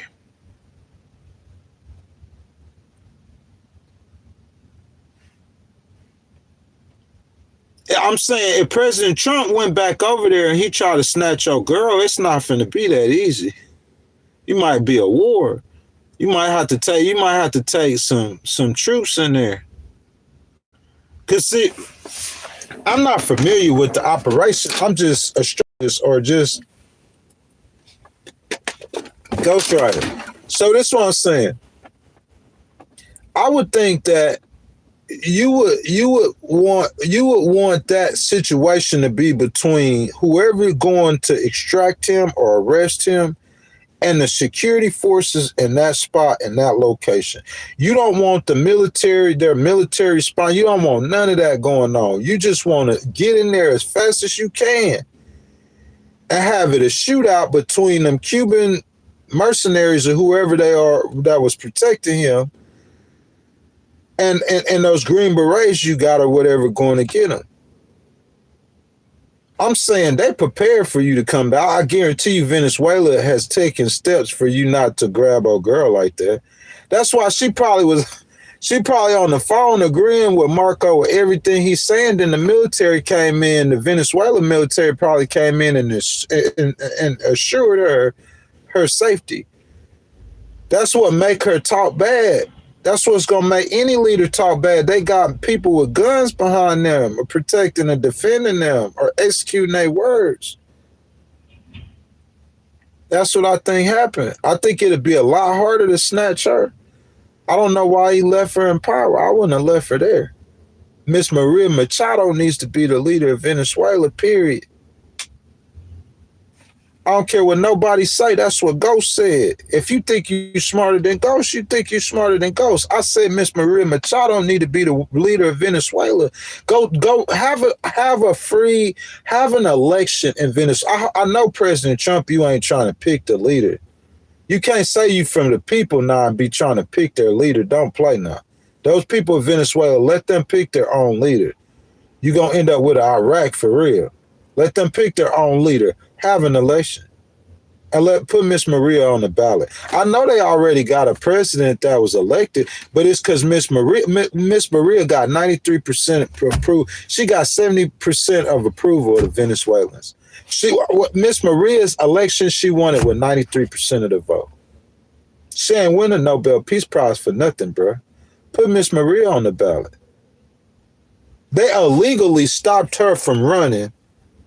So that's why Maduro is an illegitimate elected president, because the opposition leader beat him in an election. And the opposition leader is the only on the ballot because Miss Maria Machado was illegally barred from running. Tell the story right. Miss Maria Machado needs to be the leader of Venezuela. Let the Venezuelan people speak. You want to go? Don't go against what ghosts tell you ever. If ghosts tell you something, you're going to learn to listen to that. You will end over there with an Iraq on your hand trying to interject into stuff that you don't know what you're talking about. Do not try to pick them people leader. You're not running them people country. Whoever is giving him advice, they telling him right. He did the right thing. He just talk wrong all the time. It's like y'all give him y'all make him do the right thing. You give him the right advice. I guess that's the military there. And it's like after he do what the military say, the military gone. They leave. And so you leave him up there by himself talking. And he talking about we finna run the country. Oh, maybe you are finna run the country, but you're not gonna say that. Don't say that out loud, doo-doo head. Doofus brain, don't say that out loud. Maybe you are finna do that, but don't say that out loud. The policy, okay, you are. Why would you say that? It's like you trying to get clout off that. But because that makes you look bad, that makes America look bad. It's like you Putin or something. You finna run that country. Nah, you should have. He probably couldn't snatch Maduro and his wife and snatch that vice president. But I'm saying they need to be an election in Venezuela. The next election, put Miss Maria on that ballot. Put Miss Maria and whoever else you want to put on that ballot. Miss Maria, I got you, baby. I know you in Venezuela, but somehow, some way, somebody could tell you, Miss Machado, I got you, sweetheart. Nothing but love. That's the only reason why I see you. I supported President Trump freeing the people anyway. Talking about Miss Maria don't have the respect in Venezuela holding an election then. How she don't have the respect in Venezuela? I'm saying who President Trump is talking to? The Venezuelan vice president? Who you you talking to the DEA or something? Nah, that ain't what it is. It's just there's a reason they don't want Miss Maria to be president. They might think that Miss Maria probably ain't gonna all the way work with them.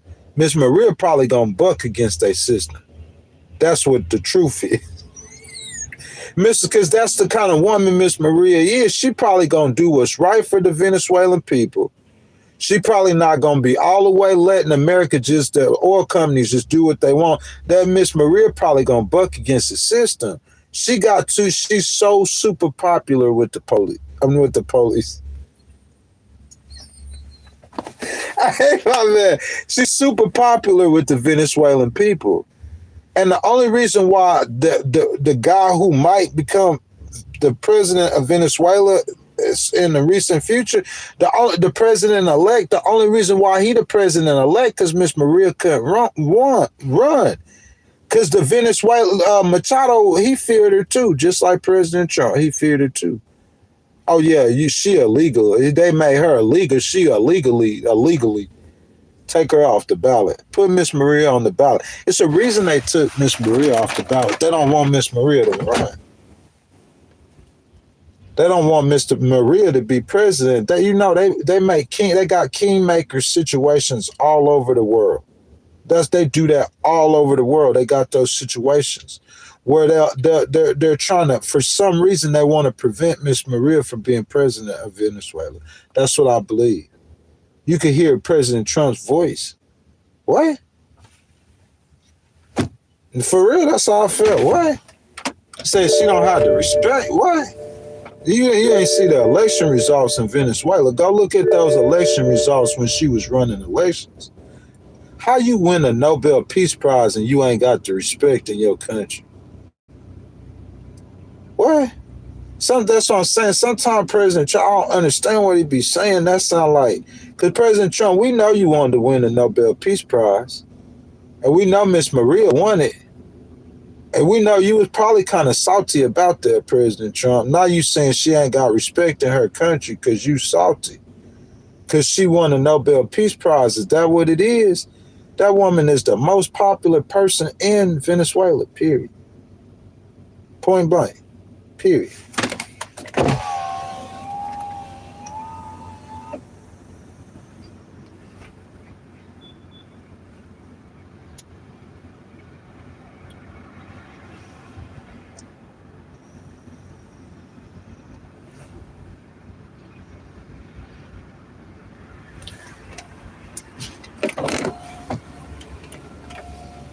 When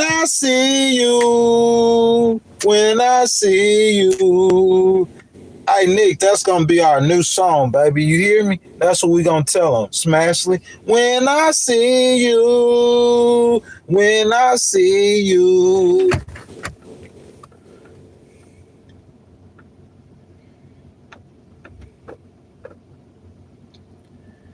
You said she gave the prize to Trump. If you say so. If you say so, that's something you reading in the paper. Miss Maria is that woman, period. You could say whatever you want to say. I don't know why President Trump even saying something like that. Miss Maria is that woman, period. I know, bro, I could tell you when the women, I know the women. Y'all say what y'all want. Look, so my boy Angelo, he get on here. He going to talk about VP Harris. But you go to Cali, though. Go to Cali. That's what I'm saying. You talk about Miss Maria, go to Venezuela.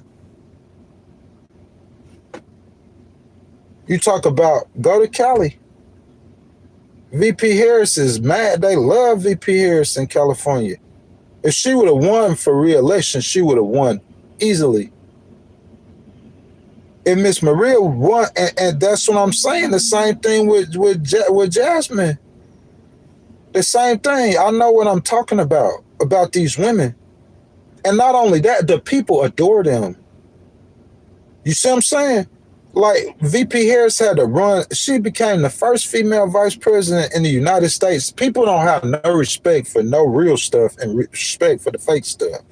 Used to, back in the day, the fact that she was Madam Vice President would get some respect. Whether she was a Republican or a Democrat, that would get some respect.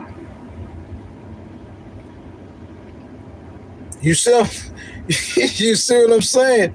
But it's like now they're trying to act like you can't give VP Harris, you can't get no respect for VP Harris, can't get no respect.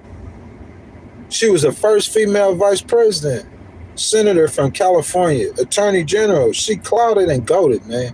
Just be what it is. Just tell it like it is. Because you don't like her don't mean she ain't clouded and goated.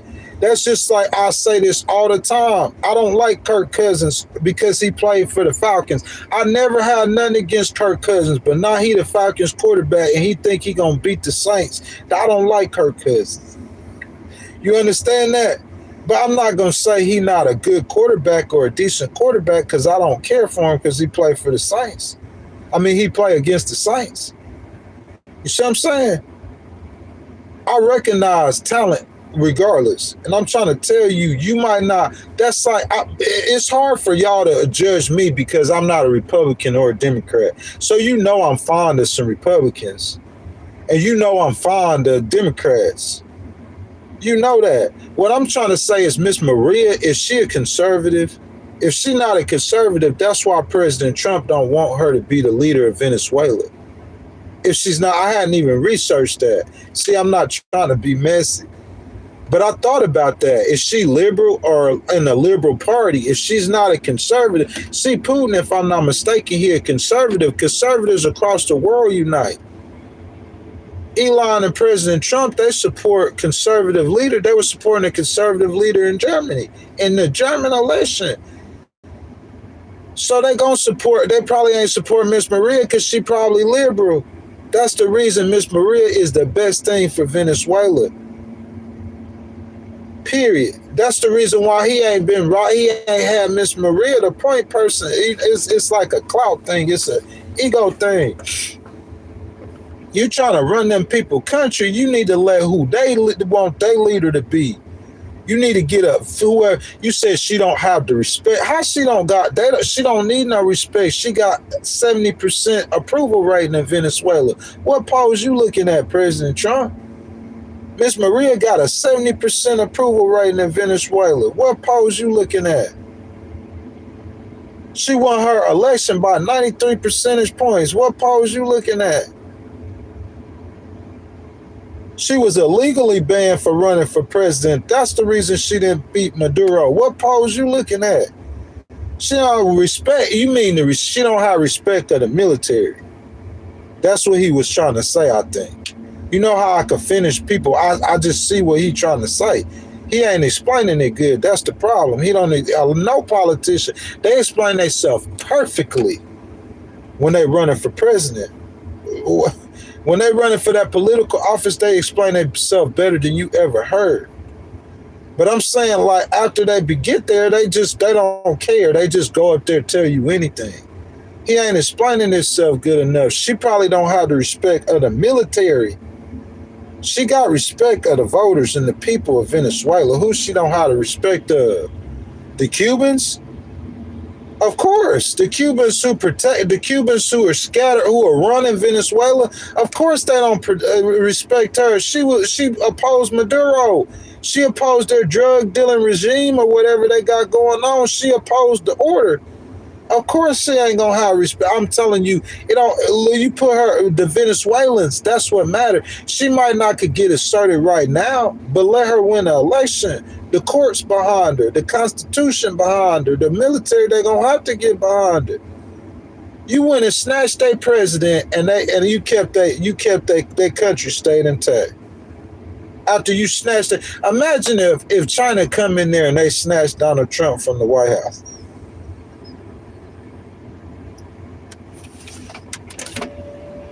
Let me lean back on this one. Hey, imagine if China came into D.C. and they snatched President Trump from the White House. Imagine the chaos in America. You see what I'm saying? I'm saying they country stayed together. Ain't no, like, you came in there, you shot some people, you took their president, they got mad about it, but they had a leader in place. I don't know, the CIA might be behind that. That would have been horrible for President Trump if that would have went south. So it would make sense to me that you would, you know what I'm saying, you would make sure that didn't go south. You see what I'm saying? So they might have had some mechanisms in place, pay some people some money. You know, the Supreme Court justice in Venezuela, all them, they take bribes. All that's South America, boy. Let's be real. They don't look at it as bribes. I guess that's part of that Indian whatever culture they have. They don't look at it as bribes. You come up in there with some bread. You know, the Americans, that's how they get down. They be paying people. But however it went down, that right there are some conspiracies. I'm just talking. I'm just guessing, not predicting, I'm guessing. However it went down, all I'm saying is Venezuela stayed intact.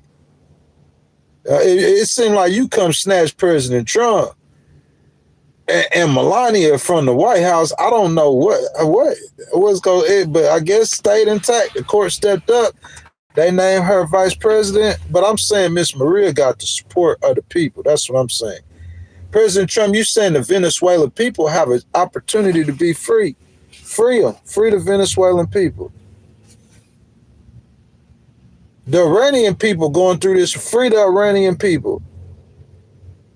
I'm not for the people the people get tired of these sorry leaders. We know in America. They get tired. You know, over there, they getting oppressed and robbed and killed. You know they gonna celebrate when you die. They celebrate when Maduro went to jail. They tired of them sorry leaders. So I'm saying, President Trump, you could support the people, but I'm saying if supporting the people of Venezuela is Miss Maria.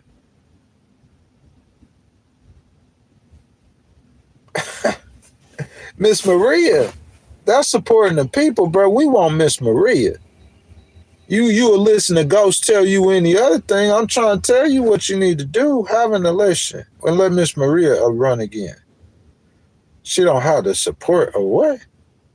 Oh, of the military. You should have said she don't have the support within the country. The support of who? You can't be talking about the people who choose the leaders. She got their support. See how you make it sound? She don't have the support inside the country. That make it sound like you saying the people. She don't have the support of the people. That's why I'm saying you don't explain yourself good. Yes, she do got the support of the people. So let ghosts interpret politician or presidential language. When President Trump said Miss Maria, for all of us who are concerned, don't have the support of the people, he trying to say she don't have the support of the military or those Cuban mercenaries. That's what he trying to say. Because she got the support of the people within Venezuela, my guy. That's why we told you to go snatch Maduro. If I knew Miss Maria wasn't gonna become president, why would I told you that? You got a Nobel Peace Prize winner in Venezuela. In Venezuela, she beat out an American president for this award. And she's trying to stand up for justice for her people. Hey, y'all, let's back up for a second. Let them go snatch Maduro. Let's back up. Back up. ACL, y'all back up. Jasmine, like whoever, Bernie, AOC, y'all back up. Let them go snatch. Come on, y'all, back up just for a second. Let them go snatch Maduro and put him on trial. It ain't like Maduro is something that you want to keep and protect anyway, so let him snatch Maduro. Okay, he got Maduro out the way. You got a real chance to give the people of Venezuela, for us who care about human rights and human dignity across the world. You got a real chance to give the people of Venezuela a chance. President Trump, you don't understand. This is going to help your immigration policy. 8-9 million people then fled Venezuela. That's way more people. They ain't even got that many people in Palestinians in Gaza. So 8-9 million people fled. That's the largest migration, and they all mostly coming up here. And that's how all them people keep coming. And that you talk, oh, they didn't gangs and mental institutions, and they open up the prisons. Yeah, like, so this is your chance to stop people from not only leaving Venezuela, hopefully to remigrate back. And I'm not saying that like it's no racist to me. I'm talking about the same migration that all people who leave their country, they go back. That's what happened with the Israelis. They all went back to Israel. The Palestinians trying to get back to the West Bank, to Gaza, that's their home. And the Venezuelans, they give them opportunity to go back to their beautiful country. I would love to go. Give Ghost the opportunity to go to Venezuela. Venezuelans, some of the prettiest Hispanic women. If you don't know Ghostwriter like all the Hispanic women. I could name all the flavors of Hispania. You know what I'm saying? The Puerto Ricans. You know what I'm saying? The Butterbecans, the Dominicans. You know what I'm saying? The Venezuelans are some of the most beautiful women in the world. Beautiful country. They got beaches everywhere. Oil-rich country. That's like the Saudi Arabia of South America, and it's getting messed up with a drug dealer. That's the thing about the thing over there. The Muslims, at least with a religion, you know, you don't have a drug dealing leader that we know of. Iran got all of its problems, but drugs ain't one of the problems that we know of. The Ayatollah isn't selling drugs. Could you imagine Mohammed bin Salman selling drugs? MBS selling drugs. You see what I'm saying? You got that oil. Venezuela, you got oil too. What he selling drugs for? Don't you know how much money you could get from oil? This boy over there trying to get some money from some cocaine. And he got the largest oil reserves in the world. Yeah, you got to get that dude out of there. He kind of cuckoo. Cocaine? Boy, I'll arrest every drug cartel in South America, and they'll assassinate me. If I had my hands on oil money, I'm going to build a army off that oil money. I'm going to be stronger than you, because that oil money is way stronger. Well, you can't, you talking about everybody in the world does not snort cocaine, but everybody is going to use oil in some kind of way. You on a car, you cooking something. Every human gonna use. 99.99% of humans gonna use oil in some kind of way. Everybody ain't doing drugs or using drugs.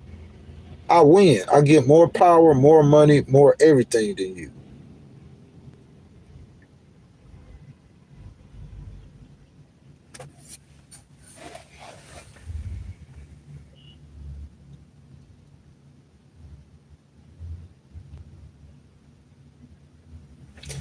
Oh, why were they bombing seats? Because they weren't bombing. They were getting rid of air defense systems. Ashley, that's what I'm saying.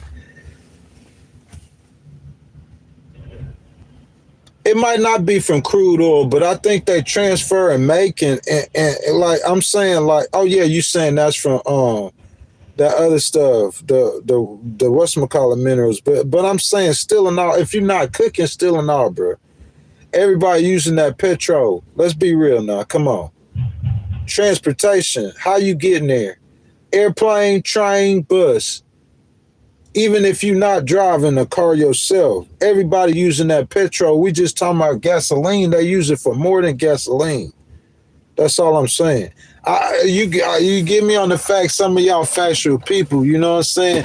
Smashly, they were bombing so they were bombing. They didn't want the military to respond. Number one, I don't know how quick their mission was, but you don't want them sending Venezuelan soldiers in there to fight Green Berets because they're gonna have battalion. I don't know how much, but they said thousands of troops had something to do with this.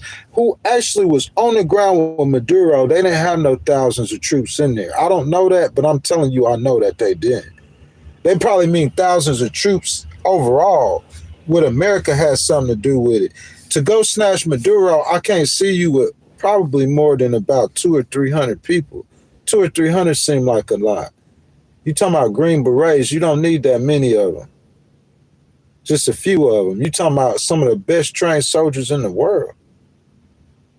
Going against Cuban mercenaries, they finna bump them. But when they went in, some of the soldiers got shot. The reason why they dropped bombs, they dropped their air defense.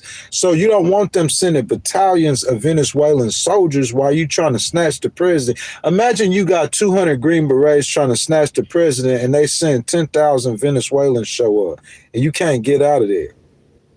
And so President Trump went and tried to snatch the Venezuelan president, and he got American soldiers slaughtered in the meantime. And Venezuelan president's still there. That would make President Trump look too stupid. That's going to start a war. You see what I'm saying? So you want to make sure that you get their radars out, their air defense, the military. You want to cripple that military. That's why I said it a second ago. If you in a situation like that where you snatching him, you don't want it to be nothing but the people you got coming in and the people he got there. You don't want him picking up the phone, calling nobody assisting, nothing. Because you're not going there with 1,000 people. You shouldn't be. Not Green Berets.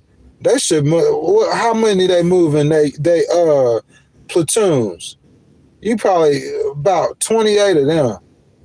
That's all you should need to go do a mission like that. You might have support teams like I would say, I don't know, the DEA. I guess they didn't think the DEA could do it. It's too dangerous. Seemed like the DEA, maybe not the military. Of course, you would call the military because you know that's what they do. They snatch people off.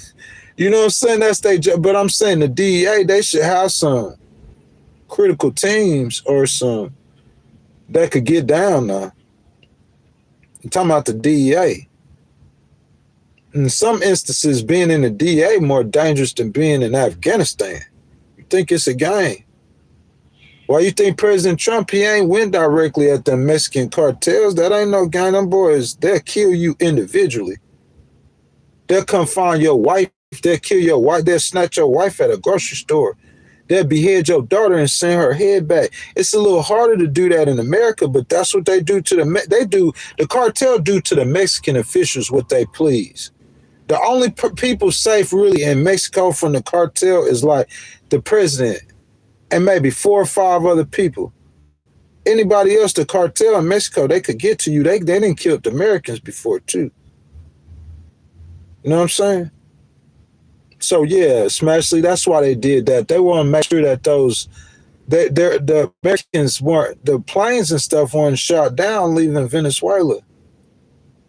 You extracting him, you trying to bring him back. You got troops and soldiers, including Maduro, coming back to face justice in court on that helicopter.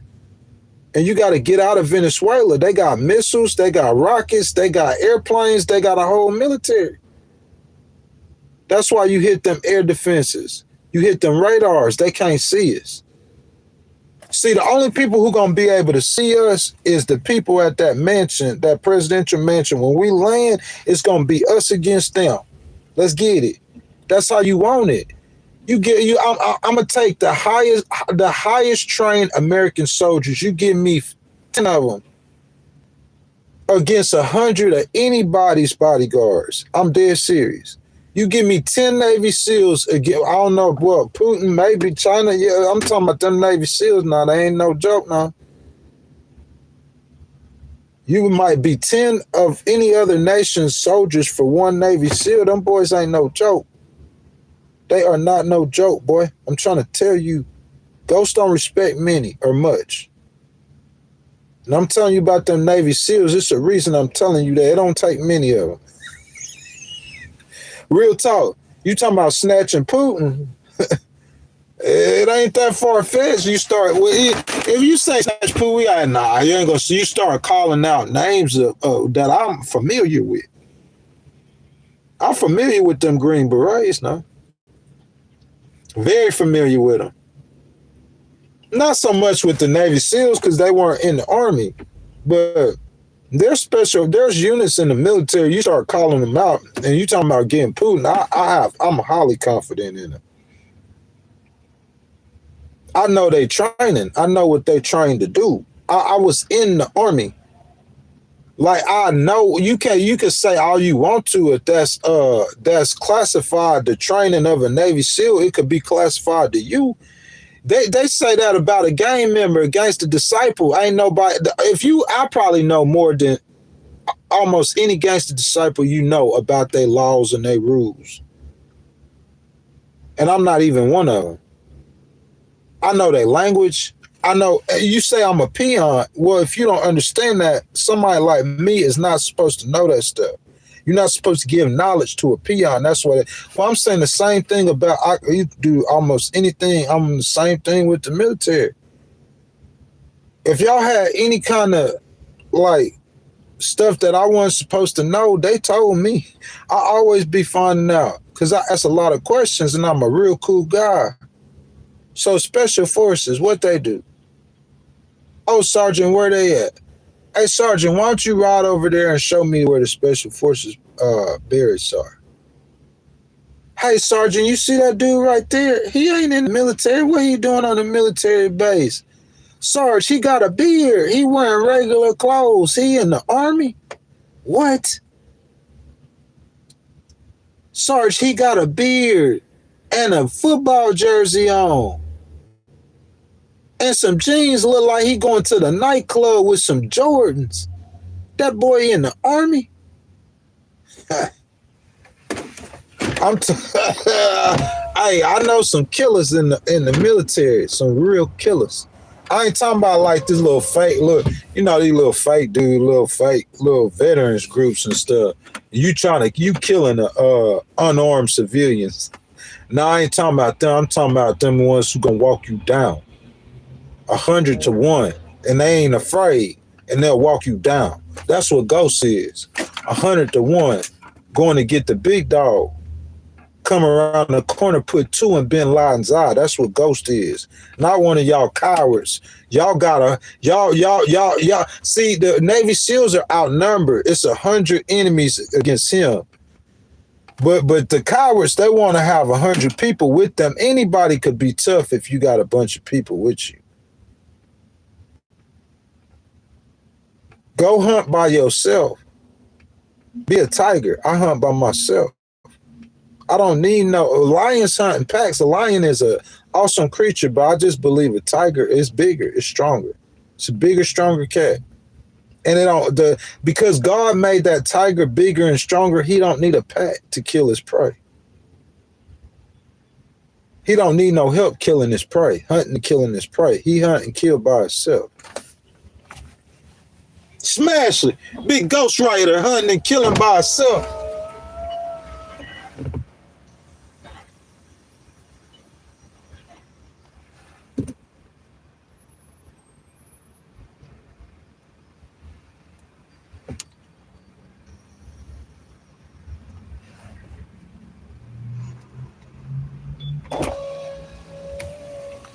Guys, it's 8:20. We got another hour in us. We got one more live stream on Thursday, and then we doing sports on Saturday.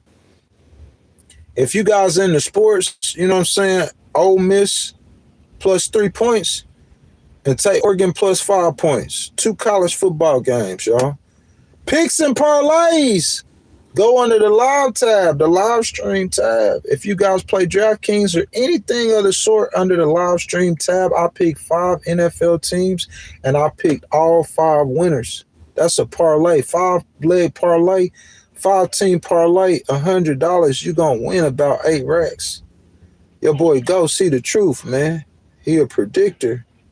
I can see things. I can predict things. If I have knowledge of the situation, I can predict outcomes. Omar! Oh, Nick said he hate my ghostwriter.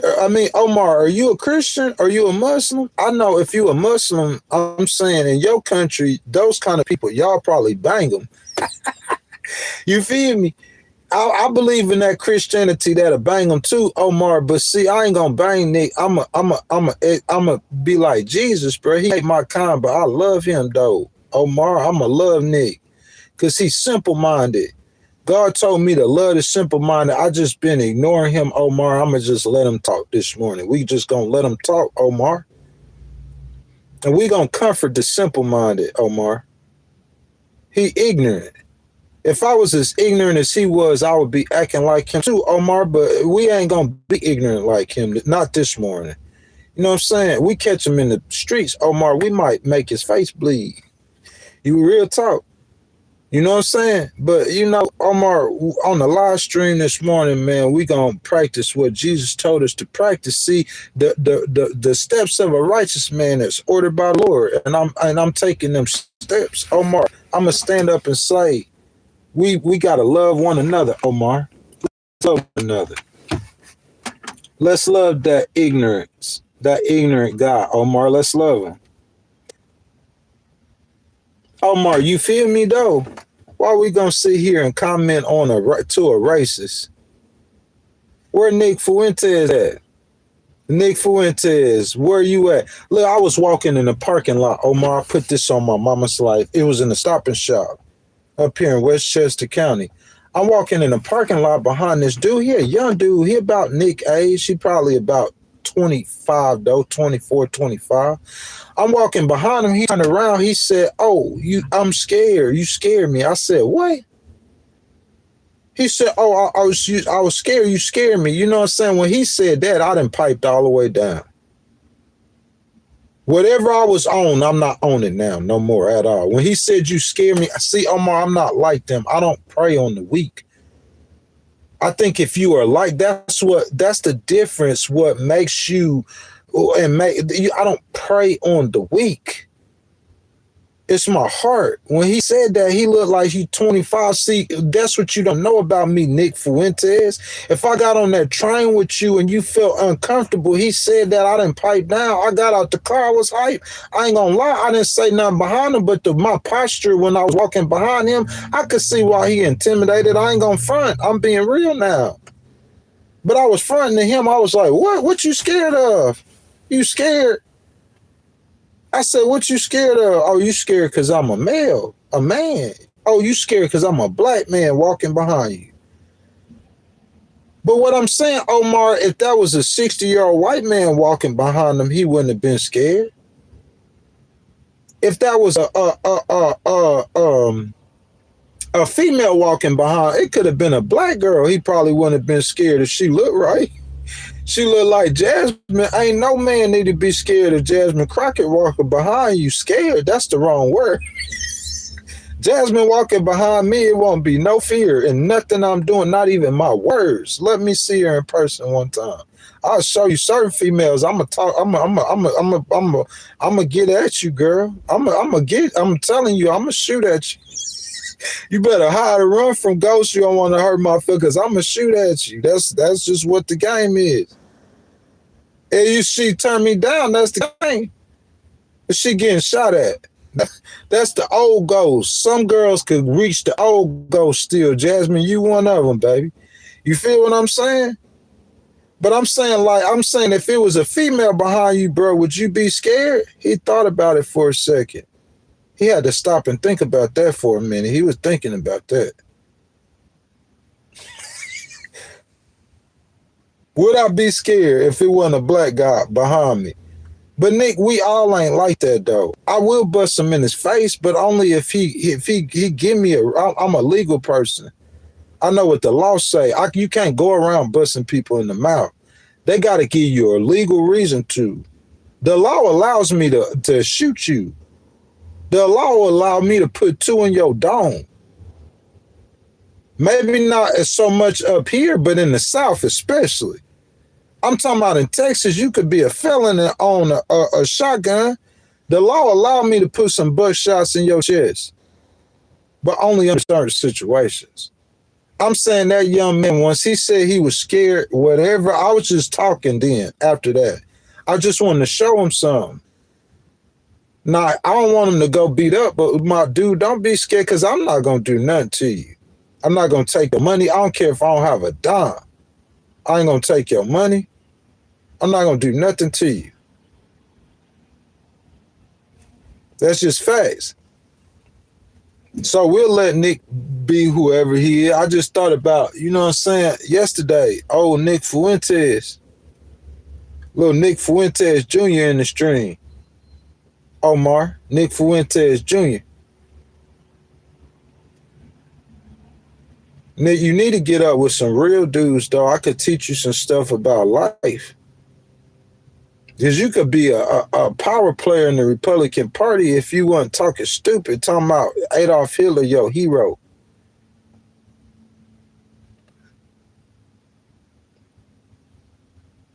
When I see you.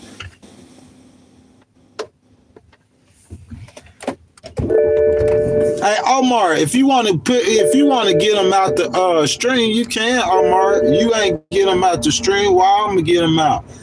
Oh, you might not can because it's here moderator. You can too, Smasher. Y'all ain't getting them out the stream. I don't care what he talking about. Little misinformed dude. He ignorant, man. We got love for the ignorant. You know what I'm saying? That's what Jesus told. Jesus told us to stand up and, love one another. But I'm going to love the ignorance. He's just an ignorant man. That's all he is.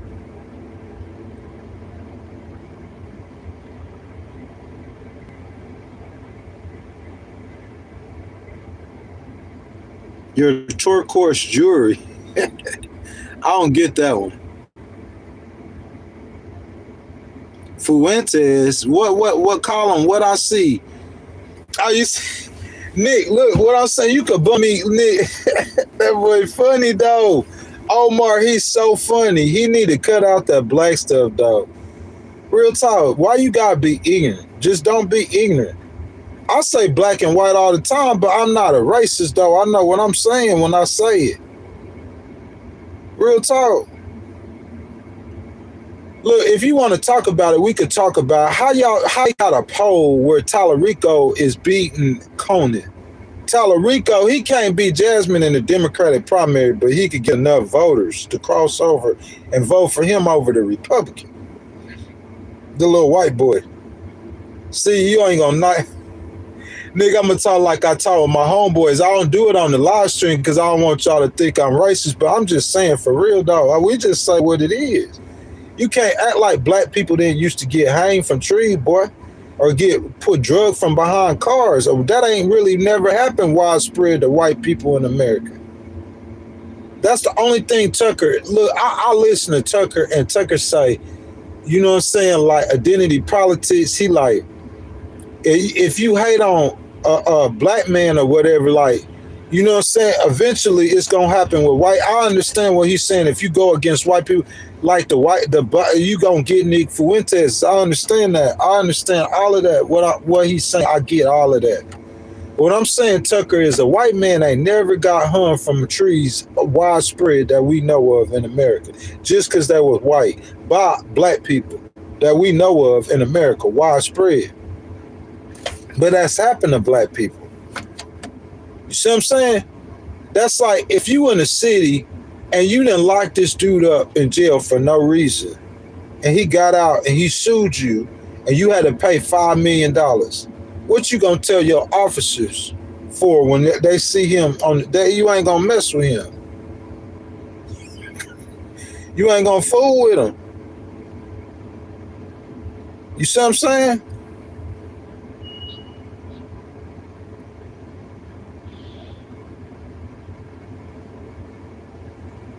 Nick, you ain't wearing no sweatshirt on base.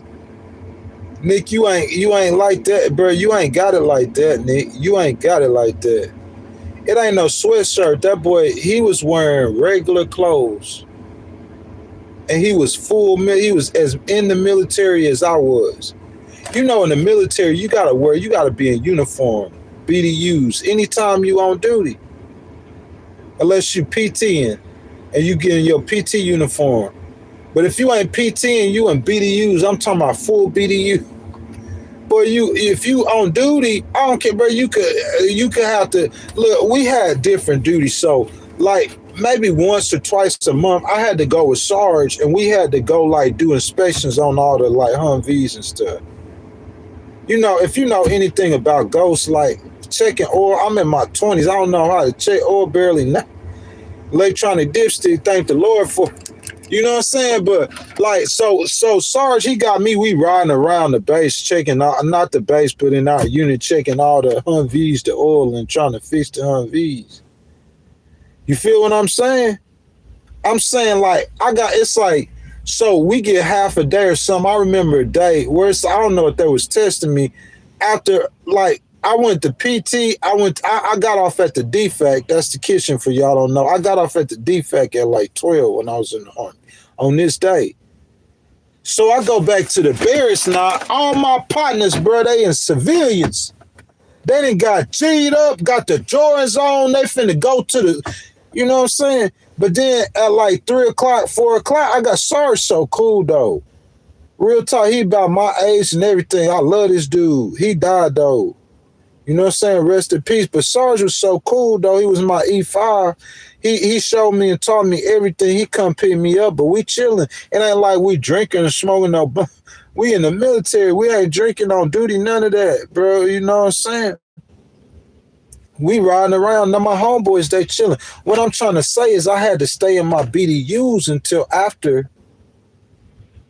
You see what I'm saying? When I'm in my room, I take off my boots. I take off my hat. I take off my top.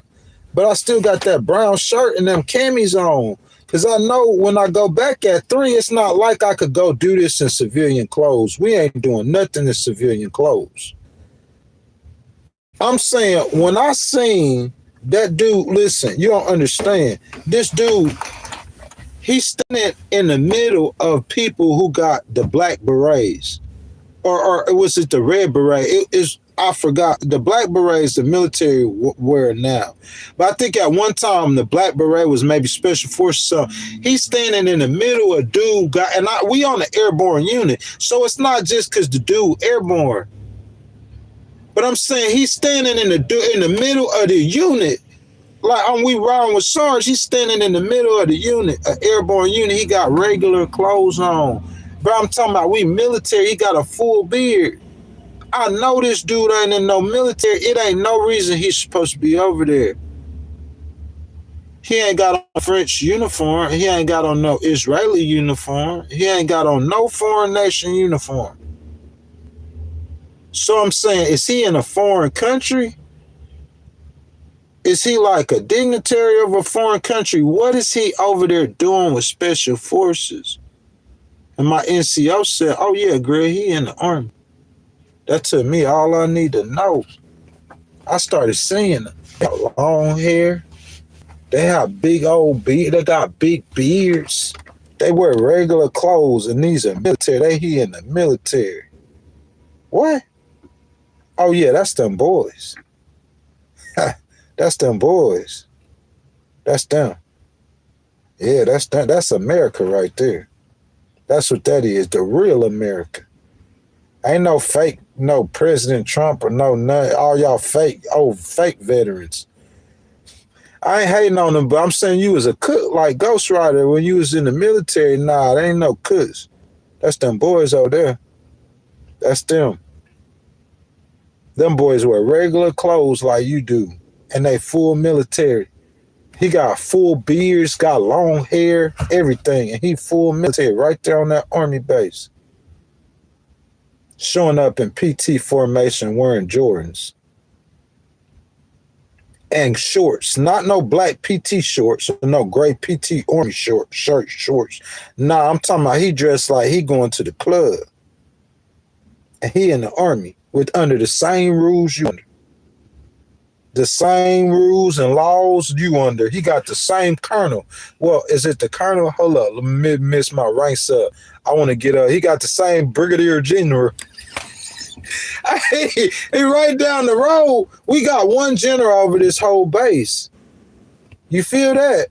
I'm saying he on the airborne side. I'm 321st Field Artillery. There ain't everybody over here airborne but me and two other people.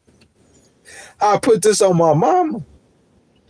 I'm talking about, bro, you 10,000, 20,000, how many airborne soldiers he had at Fort Bragg, that whole battalion?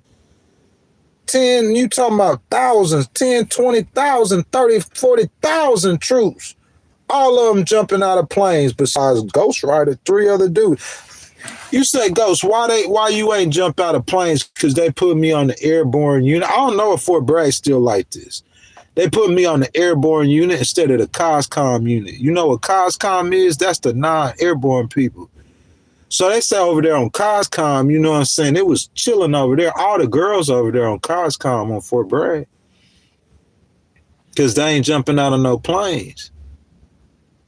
The COSCOM is chill. The NCOs, they chill. You talking about this 321st Field Artillery, this 82nd Airborne, this is all the super military stuff over here. Green Berets, Special Forces. Special Forces like 2-3 blocks now. From my unit, from my barracks, boy. You understand that? So you got all of them over here, but over there it's COSCOM. You know, when the deployments happen in Fort Bragg, they gonna stay on the base. They're not never even leaving the base.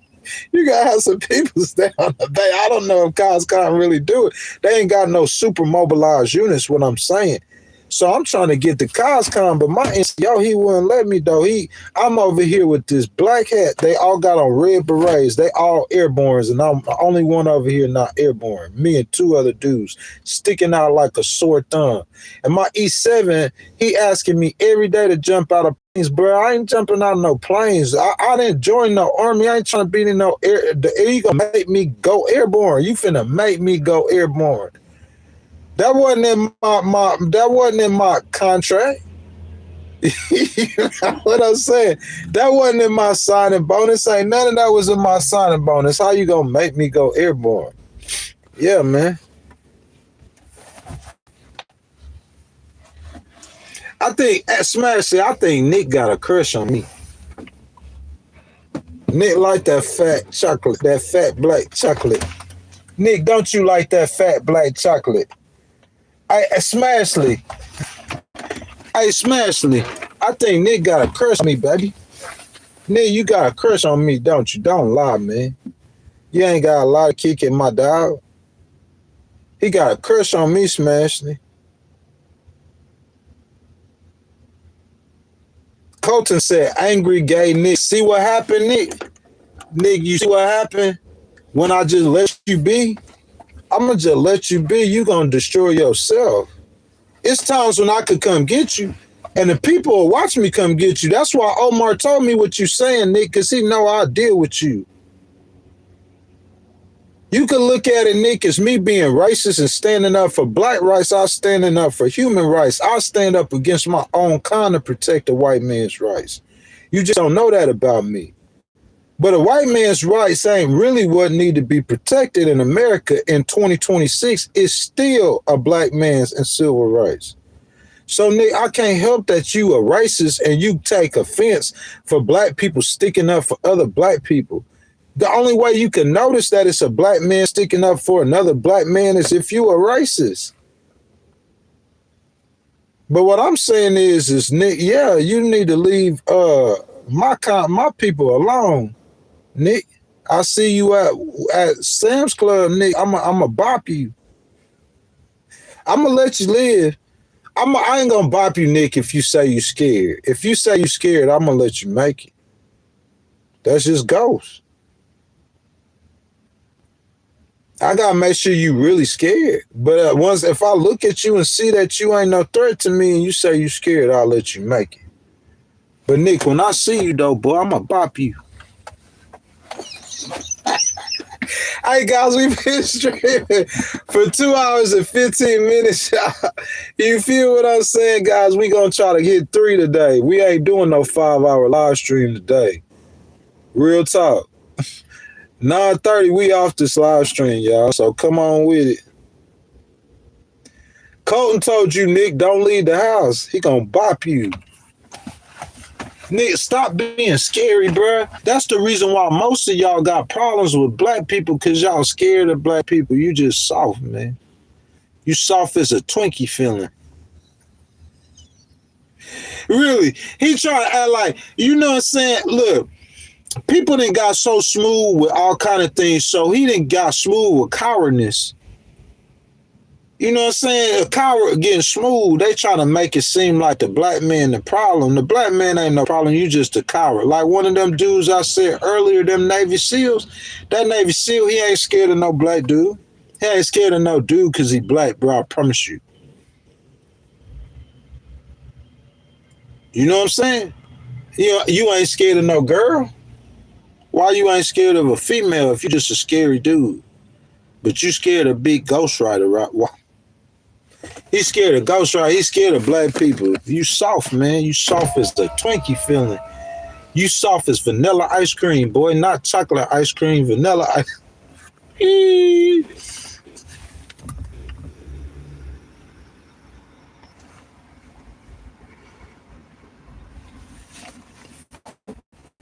Smashley, tell him he's soft. Smashley, a white girl, she stay on here every day. That's my homie. Smashley, ain't you my homie, cuz? You see how that work? It don't have to be a male and a female for it to be like that. Why a black dude get along with a white girl so good? I ain't never seen too many black, unless it's the black dude just tripping and the white girl try to be cool with the black dude. Like, bro, most cases a black dude is not, y'all just don't see what be going on. How you get all them mixed kids in this world? Black dude ain't be hitting on no white girl. It don't be like how Nick talking about. Nick, you just scared. You just a scary dude, Nick. If the white girl ain't scared of the black dude, how the white boy gonna be more scared of the black dude than the white girl is? The white girl ain't scared of him at all. I know a bunch of white girls like that. They ain't scared of nothing. It's just, you feel me? You just scary, man. That ain't got nothing to do with no white, no black. Sure, black people might commit crimes sometimes, or you might get more situations, or yeah, sure, that might be true. You just be guarding of yourself, Nick. I don't want my daughter sitting down by no man on no train by herself if she could help it. Not the white boy either. Because the white boy take you home and slit your neck too. Like the black dude, he probably just bop you in the public. The white boy will slick talk you, and Jeffrey Dahmer, you hear eat your body.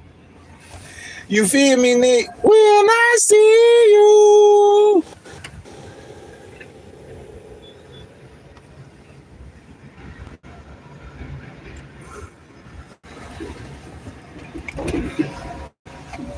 Hey, Colton, when I see Nick, boy, I'ma bop that boy. Heck yeah, boy, you get bopped. Look, in my 20s, I wouldn't do nothing to you. But at 45, it's crazy how, most people stop when they get older. I started when I got older. I started bopping boys. Because I know that's what you need. You need a spanking, boy. I'm going to spank you. I'm going to get you some discipline and some integrity. I'm going to teach you some character. That's what I do. I'm a problem solver. I'm going to solve that problem. And when I solve that problem, I'm going to send some Scud missiles. I'm going to send some Scud missiles at your forehead, Nick. Smashley, when I see him, I'm going to put them dogs on him. Hey, Smashley, baby, when I see him, I'm going to put them paws on that boy.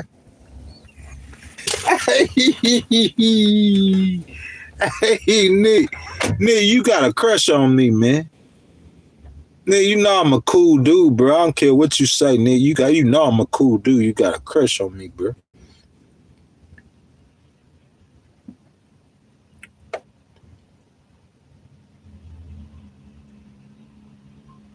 Yeah, he just Omar. He kind of like he half racist. That's what's wrong with him. On the real, they just try to be friend. They be funny, friendly racists these days. Nick. They'll play with you, talk to you. They're like a black rapper named Kanye, but he racist though.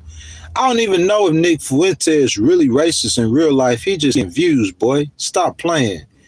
You saying all that crazy stuff. I get on here and start talking crazy and cussing and stuff like that. I get so many views. So many views. People gonna be, bruh, YouTube, bruh, whenever I did live streams at first and I was just loud talking, YouTube, the algorithm, something about you getting loud, they gonna put people, because people gonna watch you. You a train wreck. They gonna watch you. What? Oh yeah, Candace back, y'all. Y'all, if y'all didn't know, Candace is back. She been gone for the New Year's, but she back. The Black Nancy Grace. Look, if y'all start calling Candace, if I hear anybody else call Candace the Black Nancy Grace besides you, Candace, I'ma slap them for saying that because they still in my trademark. I trademarked you, Candace. You the Black Nancy Grace, girl. That's what I call you. And no, I do not want to be famous. Nick Fuentes is definitely racist. If I see Nick bro, I'm gonna go to Chicago. I'm gonna look for you, Nick. I wanted to, Nick. You don't live in no Chicago. I know you. Nick, you don't live in no Chicago. I don't care how safer it is for white people. You don't live in Chicago, Nick. They catch you with a MAGA hat on in Chicago, you might get bopped in the wrong neighborhood. In Chicago, they be responding to that racist stuff. You talking about Chicago, boy? Big GD, Big BD, that Larry Hoover, boy. Chicago? What you think, the Black Panther part of Chicago? Boy, they gonna bop you. He boy a racist. You said he projecting his weight. Big boy, big ghost rider. Fat boy. Hey, Nick ain't no fat boy, man. Nick a little skinny dude. I don't care if you 300 pounds, Nick. Nick, you be 6'7", 320. It's just going to take me a little while to get you. Because I'm going to be walking around you, Nick. I'm going to be... Whenever I was in Michigan, some of y'all know about this, that 6'7" dude, 320 pounds. Like, it took about an hour before he had the courage to confront me. But I got moves for a big dude. I got moves for him. Every move I had for him, he was prepared. I promise you, it kind of baffled me. You know what I'm saying? I get out there in the car and start messing with him. You know what I'm saying? I get him riled up or scared, but he was ready for it. He grabbed a big old boulder like he was finna smash my bro. He was ready for it. Standing by the water, I couldn't really get to him. You know what I'm saying? But he was 6'7". He was at least 3'2". I put this on everything I love. Ask anybody who know. But you know what I did? I drove out. It wasn't the police in Portage. That's why I love them. They know the situation was happening. They weren't trying to be cowards. They know the situation was happening. They just let us get it. They didn't try to be cowards. That's what I like about Michigan. That's different than up here on the East Coast. The police, like, they try to jump in. Like, nah, this dude out here trying to be gangster. Let him be gangster. Let him be gangster. He's 6'7", 3. I wouldn't let him leave. Bro, I promise you on everything I love. When I left that park, I couldn't let it go. I couldn't. I had to square up with the dude. I don't care how big he is. I got something to chop that big boy down. On everything I love, I put it in my hand. And I hopped out the car. He finally got the courage. He said, wait. That boy pulled out a little butter knife. It wasn't a butter knife. I think it was like a switchblade, and he charged me full speed ahead.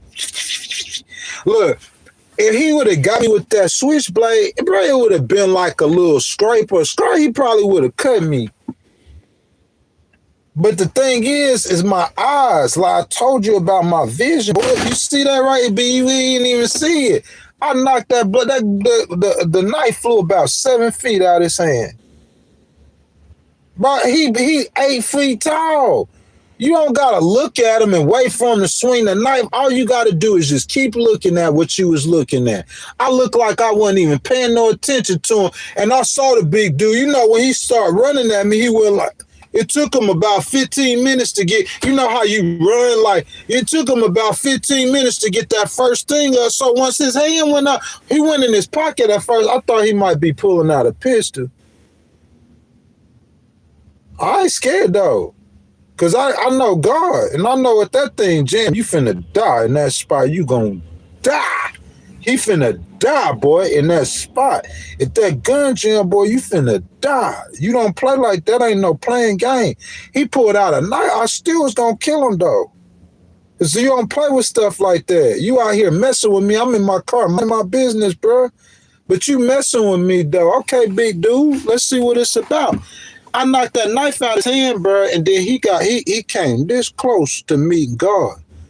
Cause I'm telling you, his neck is, bro. I'm talking about, okay, how big you is, your neck's still soft, that flesh still soft, and I could have decapitated that boy. He had him a little 5 foot. He had a 5 foot, 105-pound Smashley with him though, and she kept getting in my face. I thought she was trying to kiss me or something. Real talk, though. That's how close she was in my face. You ain't even in this fight. Girl, go stand over there. What you keep getting in my face? Bro, I promise one time she was so close to me, bro. Bro, like, I hope my breath smell. I hope my breath stinks so I can offend her. Get out of my face. But hey, she had to save her dude. She saved him, though. He lived. He went home and ate a cheeseburger. I'm talking about, they were so scared to leave, though. I don't know what they did, but after she did that, like, what can I do, bro? I squared up with him. That boy hiding behind his girlfriend. I put this on everything, Smashy. Ask anybody who know me. He was hiding behind his girlfriend. She 5 foot, 100 pounds, and he 8 feet, and he weighed 900 pounds. And he over there hiding behind the tree, his girlfriend, his switchblade on the ground. When his switchblade fell on the ground, I had swiped that, bro. I'm telling you, I was this close from hitting that one with the side of his neck, from that being a lot more serious than what it was. When his switchblade was on the guy, I looked at him, I told him, you better not do that. If you do that, I'm going to kill you. I told him just like that, don't do it. Your stuff fell on the ground. So you got to square up with your square hands, and you fighting against a sword. He had a switchblade. I got a sword. If I contact you with this, it's like a bullet, or worse than a bullet. If I contact you with this in any way, it's going to do some, I'm talking about major damage, especially how strong I am. That boy seen the situation. This is what he did right here.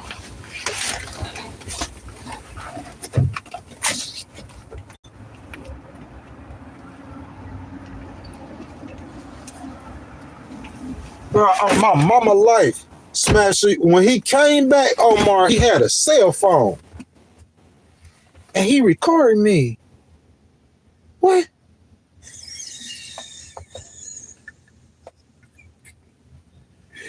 I swear on everything I love. I'm saying you got a swear phone, you got a cell phone, and you record me.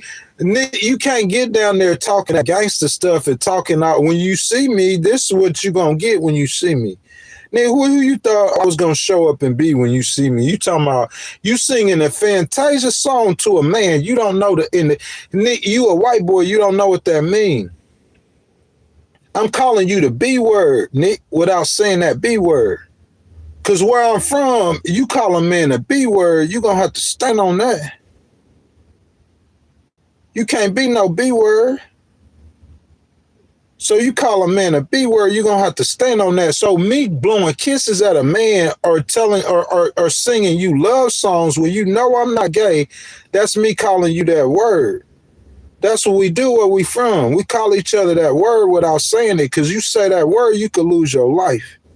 to a man, you don't call a man no B word. Go down to Chicago, go to Chicago or any city, like real city, like where we what they believe in. You know what I'm saying? And go to a black neighborhood and find a black dude, a young black dude in his 20s and call him a B word. Nick, you do that. Nick, you do that. You gonna raise the murder rate right then and there. They gonna murder you on the spot. You don't say that B word to no black man.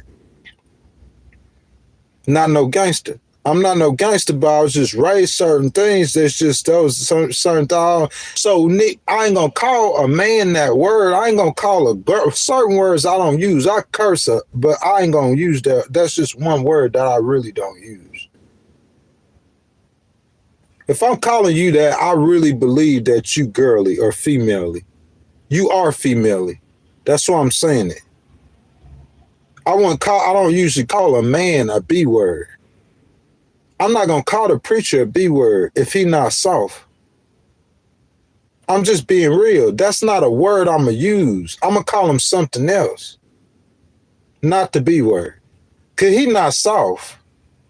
That's only for effeminate, what the Bible calls effeminate men. That's like those weak, soft men. The preacher not soft. That's a different argument. That's a different fuss that I have. And I really love the preacher, really. I don't need to be saying this in public, but I do love him. He just got his issues. You see what I'm saying? But he not soft, though.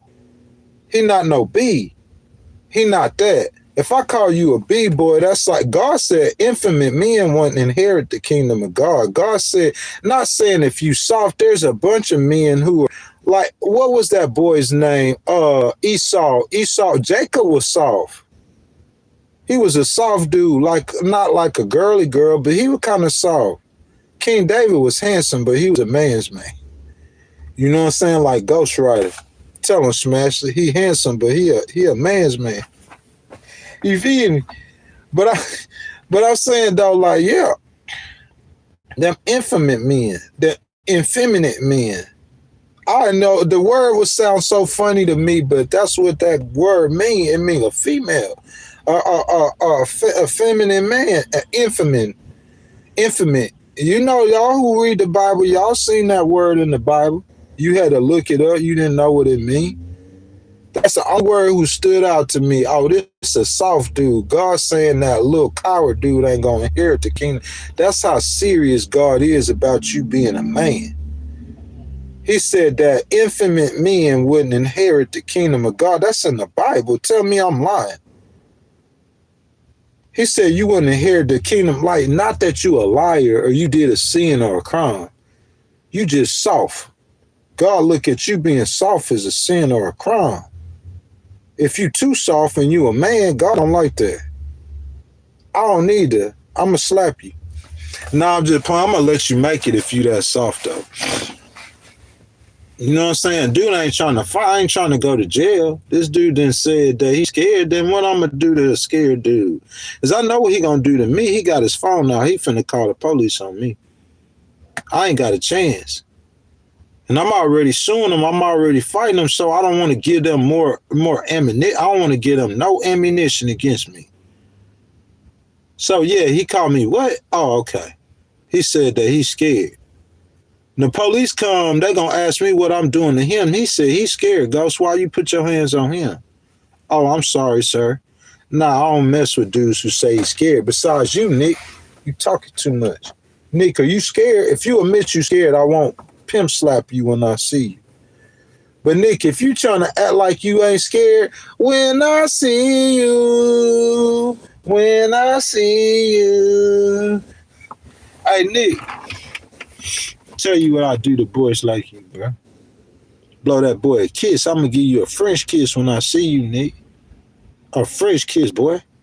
You hear that? Real talk though. Psycho, yeah, that boy just go crazy on you. Why you gonna mess with a raging pit bull? Like you know you can't do nothing to that pit bull. You gonna be over there calling the dog catchers. You got the police on the phone.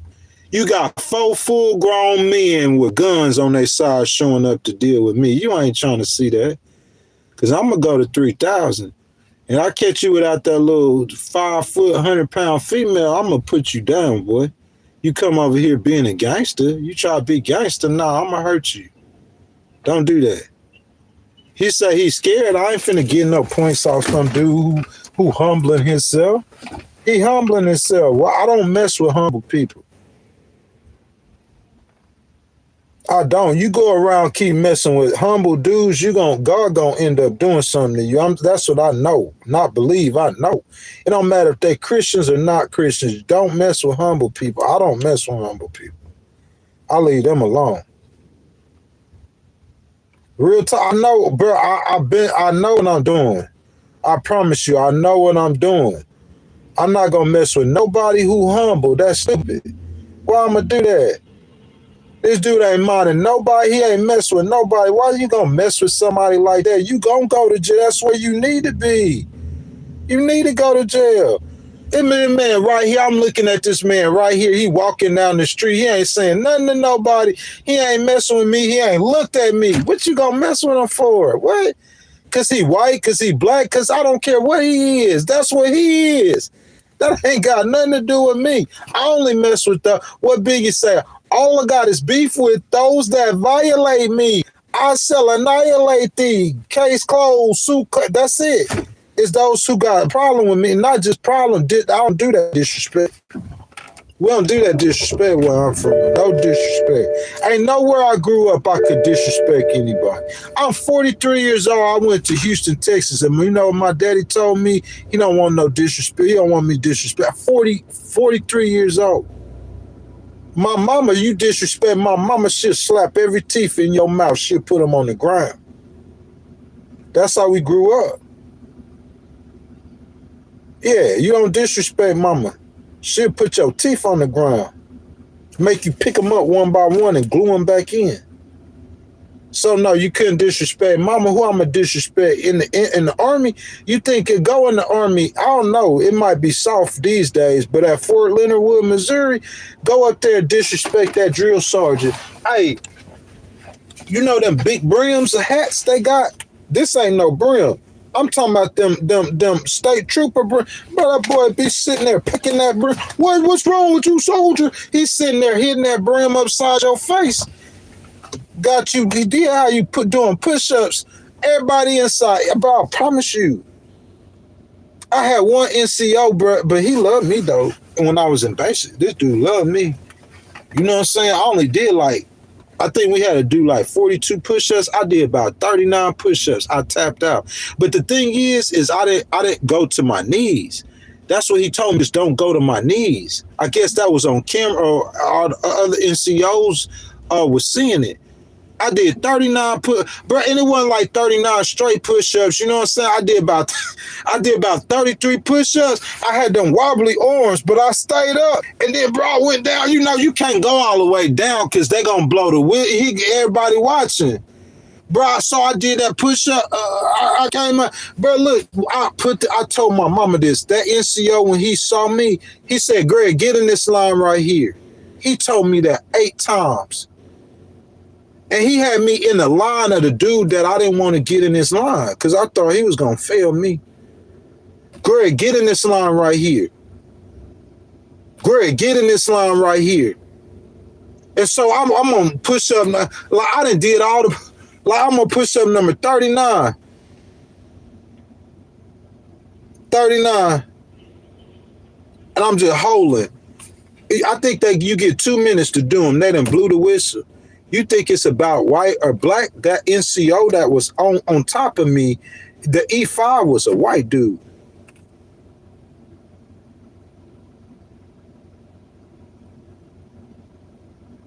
It was 2 lines. It was a line that you failed. If you fail this final PT test, you're going to be there for another month. And this ain't no play. Everybody was trying to get out of there. It's basic training. Ain't nobody, we want to go to AIT because that's a little more chill. Or get to your duty station. It don't be in no basic training, bro. You getting drilled on 24/7. They done broke you down 18 times. You see what I'm saying? So if you fail this PT test, you got to be there for a month. People were, bro. I'm talking about this was that final basic PT test. This was your life at that time. Everybody was on this. It was 2 lines. It was a fail line. That means you gonna still be there, and it was a pass line. And in that fail line, it wasn't like they weren't failing nobody. That fail line was full. And that black E6 that I'm telling you about, he looked at me, he said, Greg, go over there. In the past line, bro, I put this on my mama life. I told them about this. I looked at him, I couldn't believe what he was saying. I looked at that white NCO and he went just like this. Now he was like, yep. He didn't say a word. I looked at when he said, Greg, go over there. Greg, go over there. And I'm taking them steps now. You learn in the art, like especially, babe. You listen to what they tell. I'm at the end. You know what I'm saying? Like I knew how to survive. You survive by listening. And I saw him walking. I ain't finna question. He's sending me to the good line, and I know I didn't do no 42 push-ups. Let's not even fake it.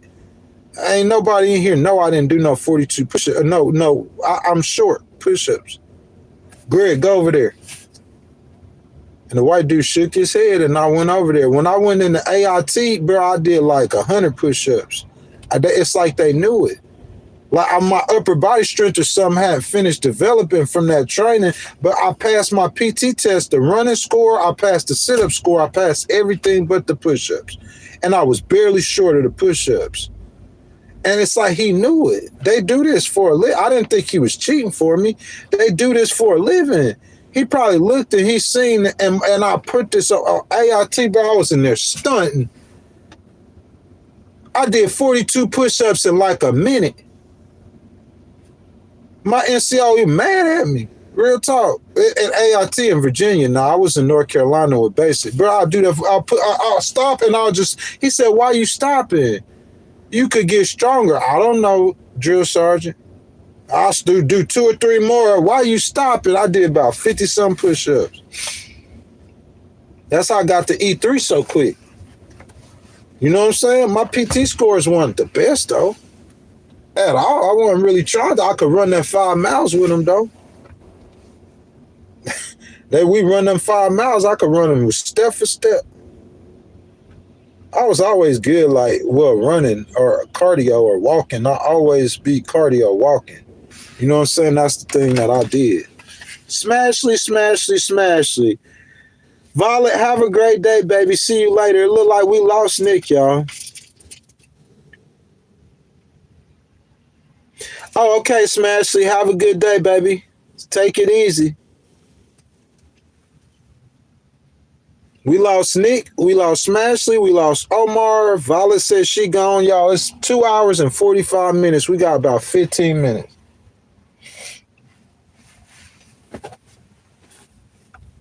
Oh, man.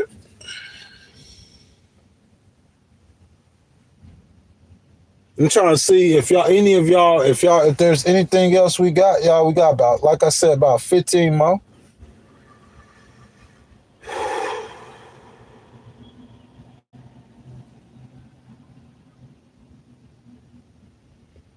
You said real dark. What you mean? Like, what you talking about with what's his name in there, bro? I don't be worried about that. It's dark to you. It ain't dark to me.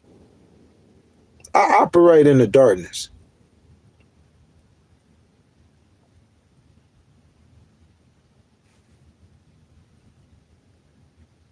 I operate in darkness. That's what I operate in. How you gonna file lawsuits in the light? The light don't come to the end of the lawsuit.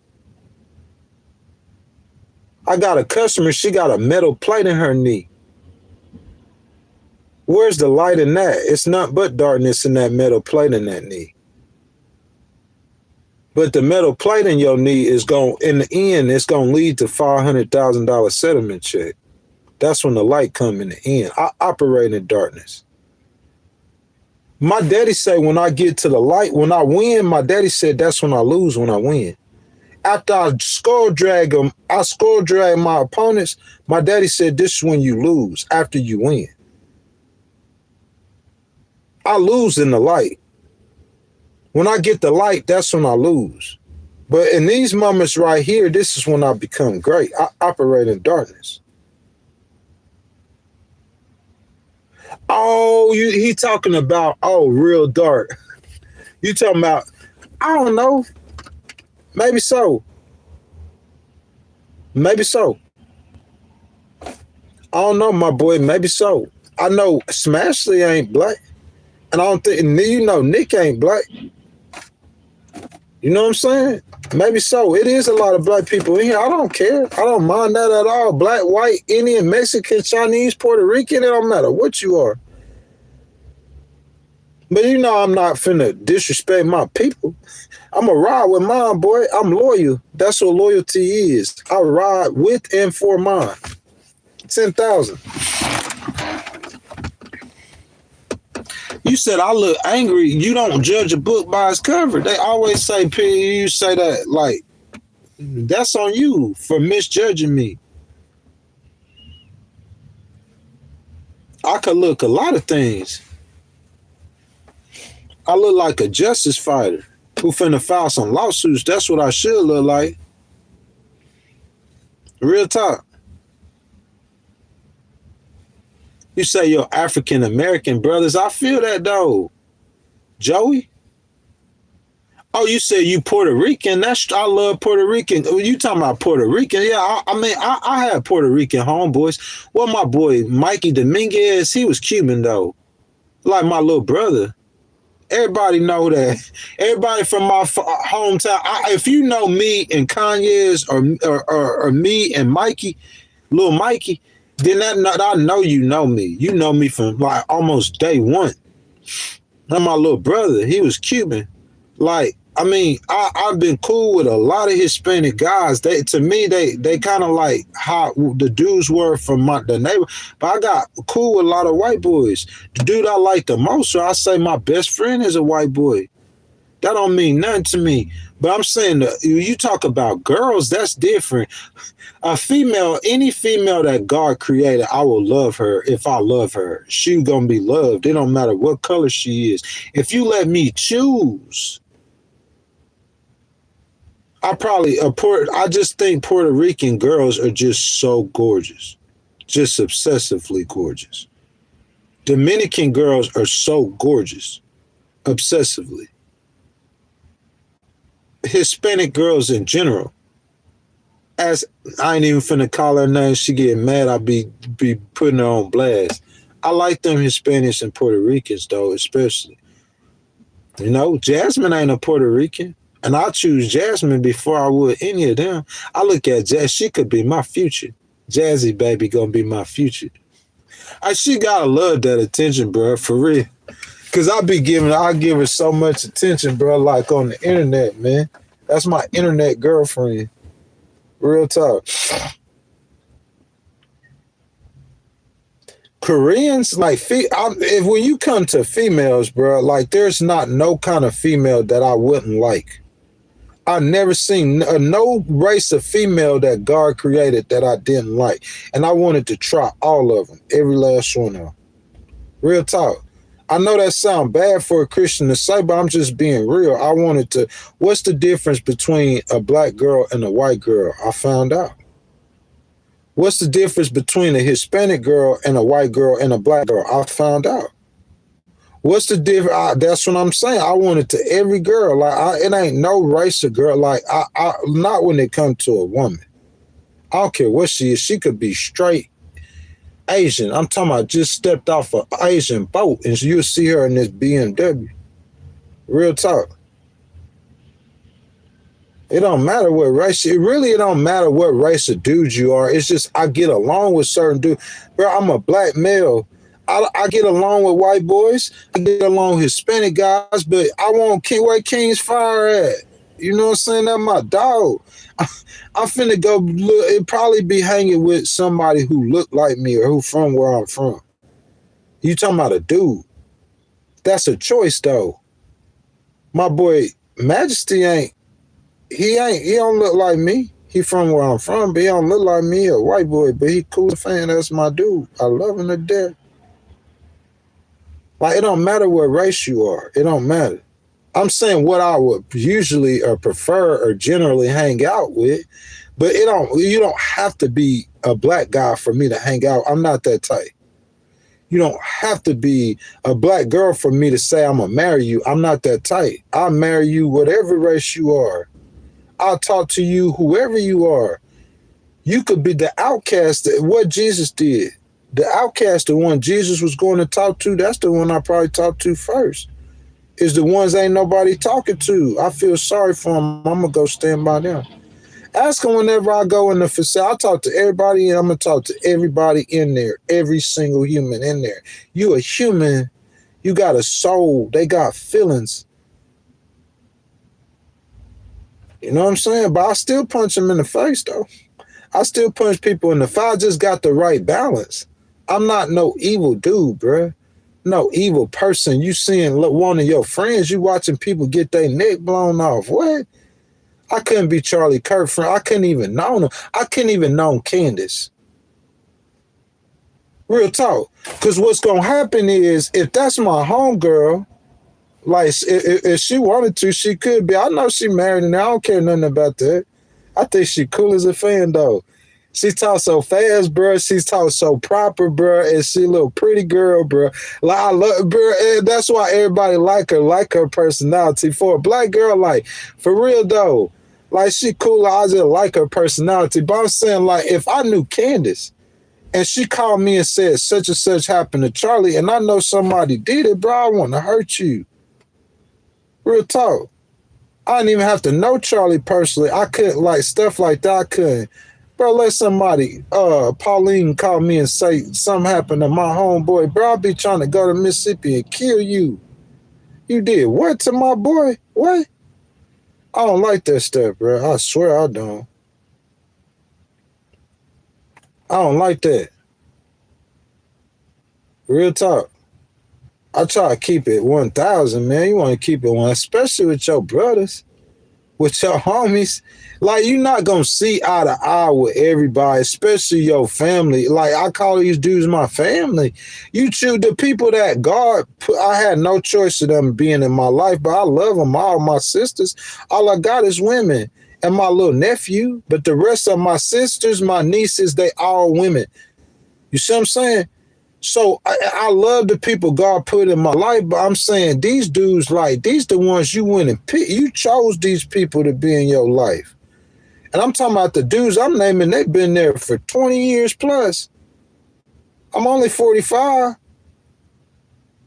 Some of them been there for 40 years. I'm saying you gonna bump heads with people though, bro, but you gotta have the right tact and the right motion.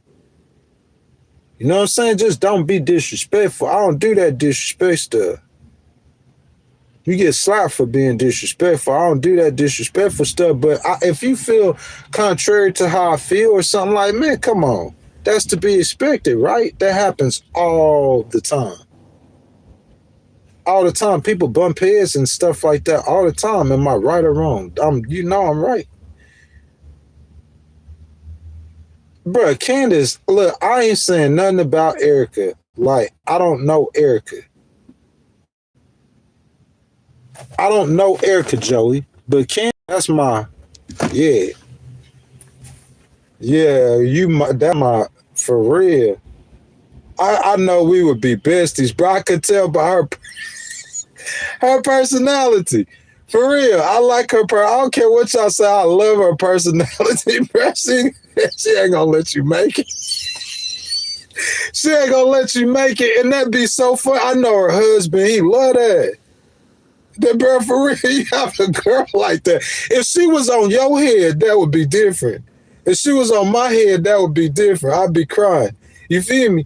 But I'd be doing just like they. But if they did something wrong, she need to be on their head. And if they didn't, then who cares?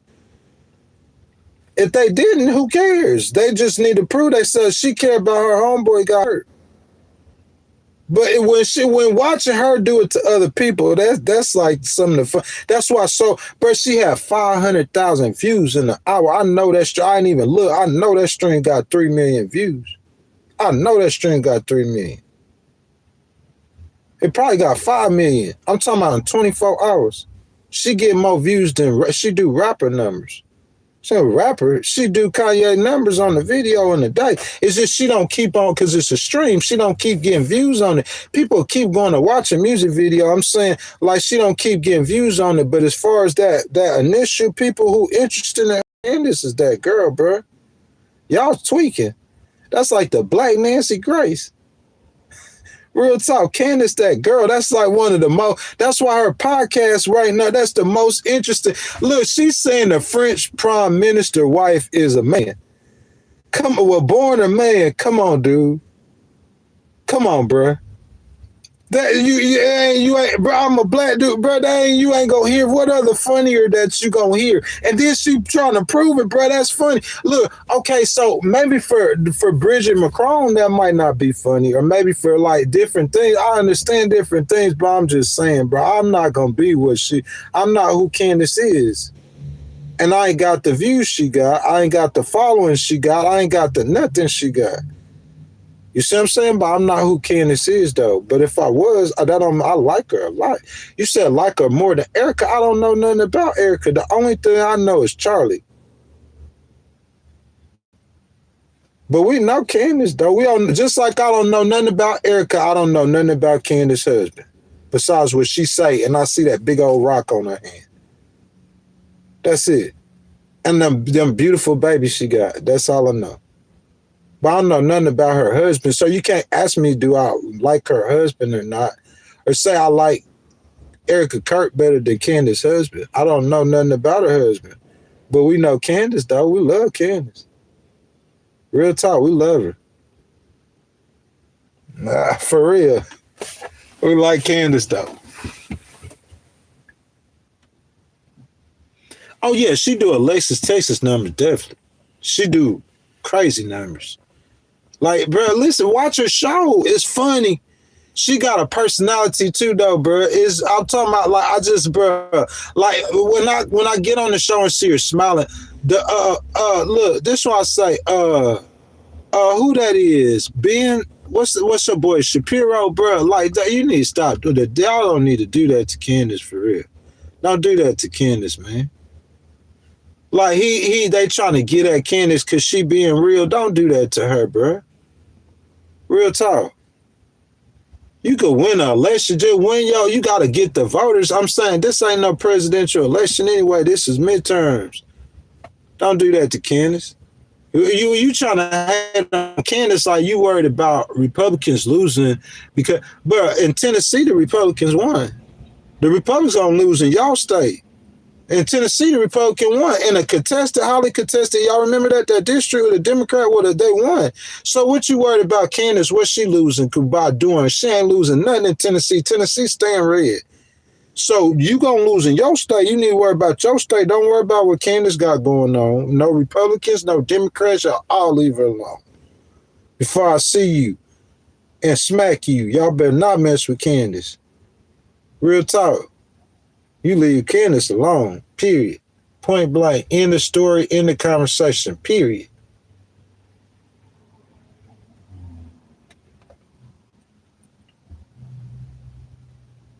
She ain't no Pinky, though. I know. Who cares? Ain't nobody. She a married woman.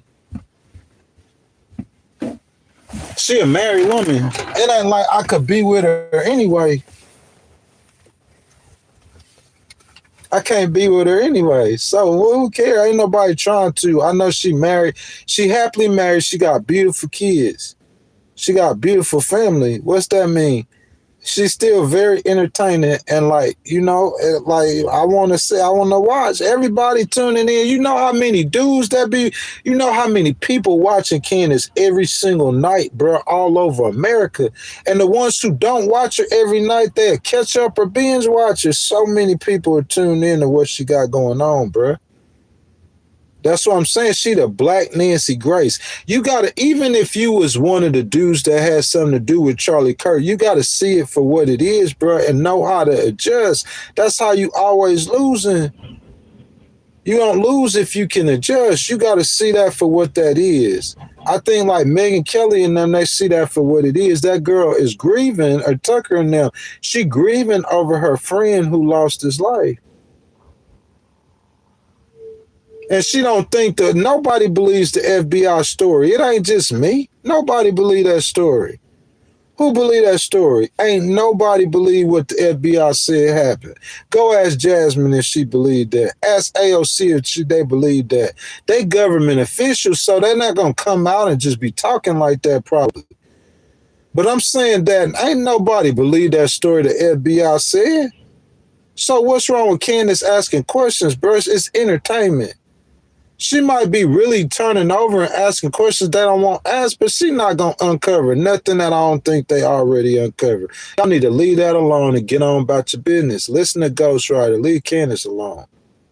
Period. All y'all. I see you messing with Candace, I'm going to smack you when I see you in the grocery store. That's on my mama. Leave Candace alone for real. I feel kind of like I'm just protective like that, especially them female. It's just something about it where I get like, I like Candace, I like Jasmine, I like AOC. I just like certain people. I know that they straight. I know they good people. And if you say whatever you want to while Candace ain't a good person, I still rock with her. I still smack you if I see real talk. Get smacked in the mouth. What's the planned attack? Oh, that's cool. I'm ready for it. He said he won all his fans. Free Black Nancy Grace. Yeah, she is the Black Nancy. Tell me she not the Black Nancy Grace. She is, though. Oh, Candace, bruh. You know what I'm saying? Like, yeah, ain't nobody messing with Candace, though. Real talk. What's wrong with AOC? No, I don't have a crush on Candace. I do not have a crush on Candace. Like, so you say I got a crush on all the females I talk about. It's just I like smart girls. I like girls like you know what I'm saying? You say, look, a certain female, I ain't gonna call your name. She had like she was talking about somebody else, but she was talking about how like I'll be following Ruby Rose. I didn't follow Ruby Rose for the longest.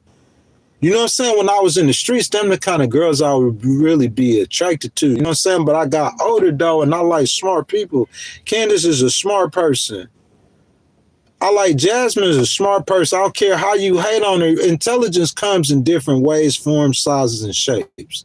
You expect intelligence to be a certain way. Like when I read this paper, I started with economics because I think economics should be 99% of President Trump's agenda. President Trump's battles in Venezuela's victory. You got to read it perfectly. I like some, that's intelligence for some people, but I don't care how I say the word as long as you understood what I see. And you get the theses or the point or the theme of what I'm saying. To me, that's what matters. But some people got different kind of intelligence. When I'm saying Jasmine and AOC are highly intelligent, I hear people attack AOC's intelligence all the time. AOC is like one of the only that fights for the people. That's why she done won, and she'll stay there, and she gonna lead, and she gonna everything, because they know what she be doing. She fight for them. They see her in their neighborhoods fighting for them. So if she doing the most important thing that a congressperson should be doing, you know that she's smarter than the other ones. This dude over here, he being corrupt, trying to get money. This dude doing this, y'all all doing all kind of stuff. AOC doing what she's supposed to be doing. Bro, I ain't threatening to punch people in the nose. No, I ain't doing that. Why would I do that? I just told Nick when I see Nick. That's what Ashley said. Ashley said, see you soon. So Ashley think I'm coming to Chicago or Illinois to file a lawsuit. I ain't got to do that. I'm right here up at NYC. We get the ACLU to file that lawsuit.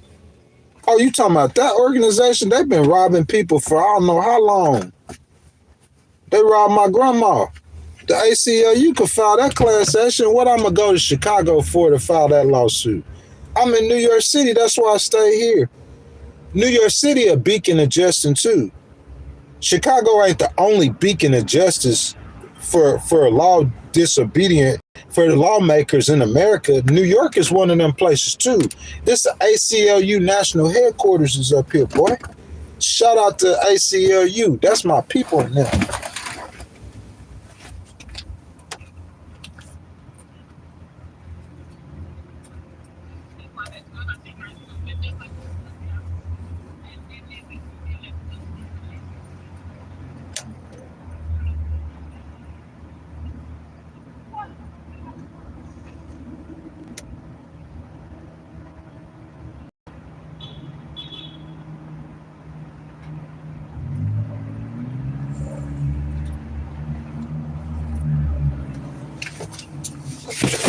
Hey, what's up? What's up? What's up? Remy Ma versus Shields. Remy Ma, you gotta take Remy Ma. Marjorie Taylor Greene is my dream snow bunny. Marjorie Taylor, no, she not. She not my. That's another thing. Look, I don't even want to say nothing about MTG though. But I like nothing negative. But like I'm just saying, how, bro, you gotta understand. I have certain character, morals, and stuff values. So MTG just displaying some morals and characters and values that I seen before anybody else did. If I work for Jasmine, Marjorie Taylor Greene should be campaigning for Jasmine in Texas. I don't care if she don't want to do it. I'll make her offer she can't refuse. Jasmine probably be mad because of how much money I'll be talking about paying her, but I'll win that election in Texas. I work for Jasmine. I bring people together.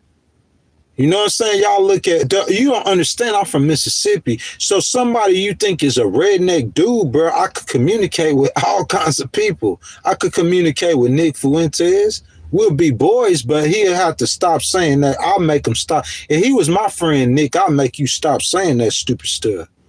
I'll make you see how stupid it was because you would see something in me that you, bro, I had nothing but white friends. I done white people seen stuff in me they didn't see in other black dudes. You know what I'm saying? Every black dude, Nick, if I was on you in the butt, I seen that fear in you, I would back down. I'll leave you alone. All black people ain't like that. It's the white dudes, they try to take advantage of you. Well, a white dude, he might not try to beat you up or nothing, just depend. My homeboys would. But them, or an ordinary white dude, he probably just run his mouth. He probably ain't gonna put his hands on you. You know what I'm saying? Like, I was right. My mama raised me, bro. I'm gonna try to be peaceful. I'm gonna try to let you make it. I'm gonna try to give you mercy. That's what Jesus would do. Jesus would let you make it if he could. That's what I'm gonna do. I'm gonna try to let you make it. I'm gonna try. If I can't, I can't. Some dudes I couldn't let them make it.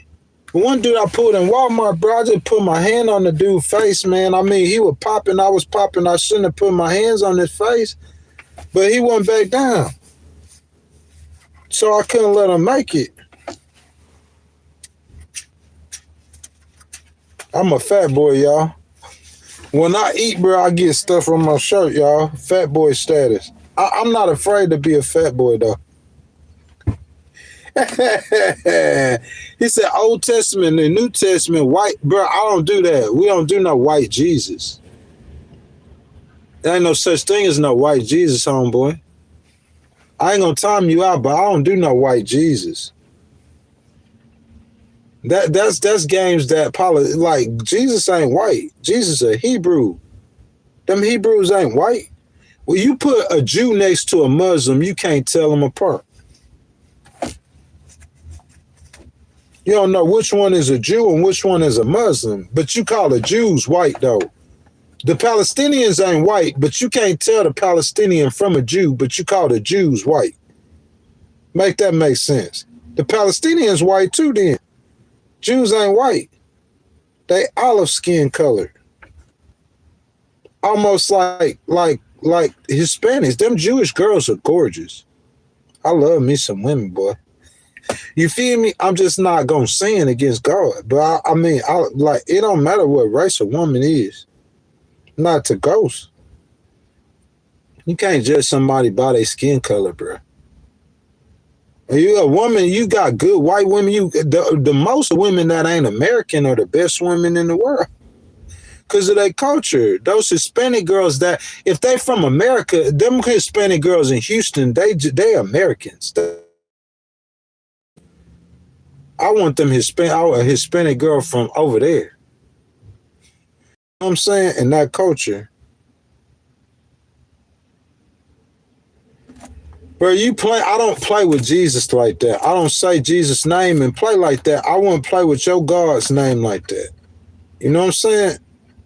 Like I wouldn't play with Buddha or Muhammad or Hare Krishna. I wouldn't play with their name like that. And I don't believe that they God. I don't believe nothing that happened to me for talking about Buddha. But I don't play with somebody's deity like that. It's called respect. Y'all don't have no respect these days. Y'all want to talk respect. And it's not just the white kids, it's the black ones too. Look in the neighborhoods with Tupac and Biggie. Can you imagine Tupac getting shot and we riding around here in New York saying we rolling up a Pac blunt. We smoking on Pac. You see what I'm saying? When Tupac got shot, Biggie was like his biggest out. He was like, man, he didn't want that to happen to that man. That's what culture I'm from. We're not gonna make fun of your mama if your mama get killed. We're not gonna make fun of you if we kill you. That's a problem I have about bragging about wins. The only reason I still do it now is a strategy. The dudes who mess with me, I have to show them you're gonna get stomped. But I'm saying, like, as far as beating, like, I'm finna beat this city. I'm finna get 15,000. I ain't gonna say nothing about it on public until they start messing with me. I ain't gonna say nothing about it. I done matured to that point. That's how we take W's. We just take it in stride. But it's championship status. I'm on championship status. We just take the wins in stride, man. We don't even celebrate a win against a scrub. Why I'm going to celebrate a win? All I do is win. What I'm celebrating it for? I won 5 NFL teams and won them all 5 of them. I do that all the time. You know how many times I done that in my lifetime? You know how many 4 and 5 team parlays I done won in my lifetime? I can't count them. You know how many thousands of dollars I done won in my lifetime doing that? I can't count them. I don't even celebrate that. I know I was finna do it. That's why I did it. Why I'm gonna get on, do picks and parlays and come on here and mispick a bunch of teams? I know I'm gonna pick every team right. Not every single time. I'm gonna let you know before I pick the team, so you'll know if you voting and if you get money off my picks. I'm gonna show you and tell you how to get money off for the picks, but I'm saying, like, I know I'm gonna pick them right. If I'm not sure about the pick, I'll let you know, so you don't put your money on it. And that's how I get in.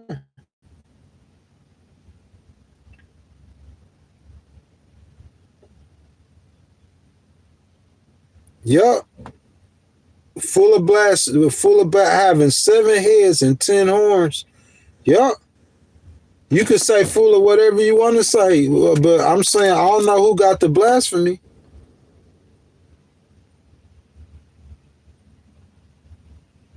Oh, he talking about Stephen Hill talking about, God say in the last days what they'll be doing.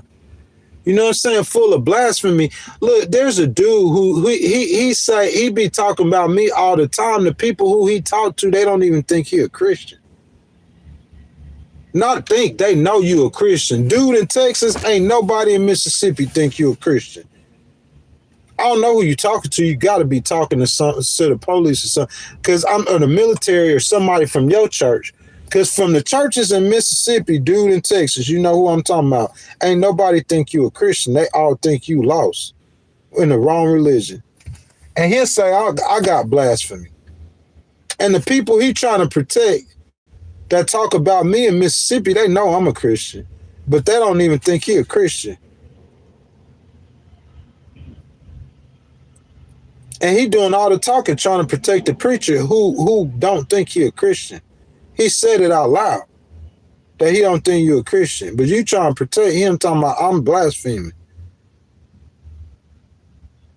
He don't think you a Christian. Yeah, you Mississippi. I'm talking about people living on the coast of Mississippi. They don't think you, and they say I'm blaspheming. What? These dudes be confused, bro. He confused. Show me something in the scripture. You don't even do to say blasphemy. You don't even know what the word blasphemy means. Like he said yesterday, delusion. You don't know what the word delusion means. You're using words you don't know what they mean. You don't know what the word blasphemy means. That's what I'm saying. You know what the word blaspheming means? You don't know what the word blaspheming means. You can't say I'm blaspheming God if I'm telling you Jesus Christ is the Son of God and he suffered, bled, and died on the cross for your sins, bro. You are your father, the devil. You don't know what blaspheming means, or if you know what blaspheming means, then you ain't even a Christian, really. What the word blasphemy means. You got to know what the word means. Full of blasphemies. What does that mean? What does the word blasphemy mean? Ask them what the word delusional mean, because we use words in context that's not what they really mean in the English language. See, I'm a paralegal. You can't use no word against me without it meaning what it mean in court. That's what I do. That's my strategy. I'm attached to one word you say. This lawyer said I look like a YouTube star. So that whole response to him is me being a YouTube star. I'm finna make you look stupid and take your credibility off this one word you said. The next time I talked to his paralegal, they said conformity. That's the word she used, conformity. Conformity. That's how I'm going to do you. So when you come at me in the word blasphemy, I'm going to take that one word and I'm going to make you look stupid with that. I'm going to beat your head to death with what you trying to say or do. That's how I'm going to kill your argument. I'm going to read what you say and I'm going to pick one word out of it. So you got to use your words carefully when you're going against me.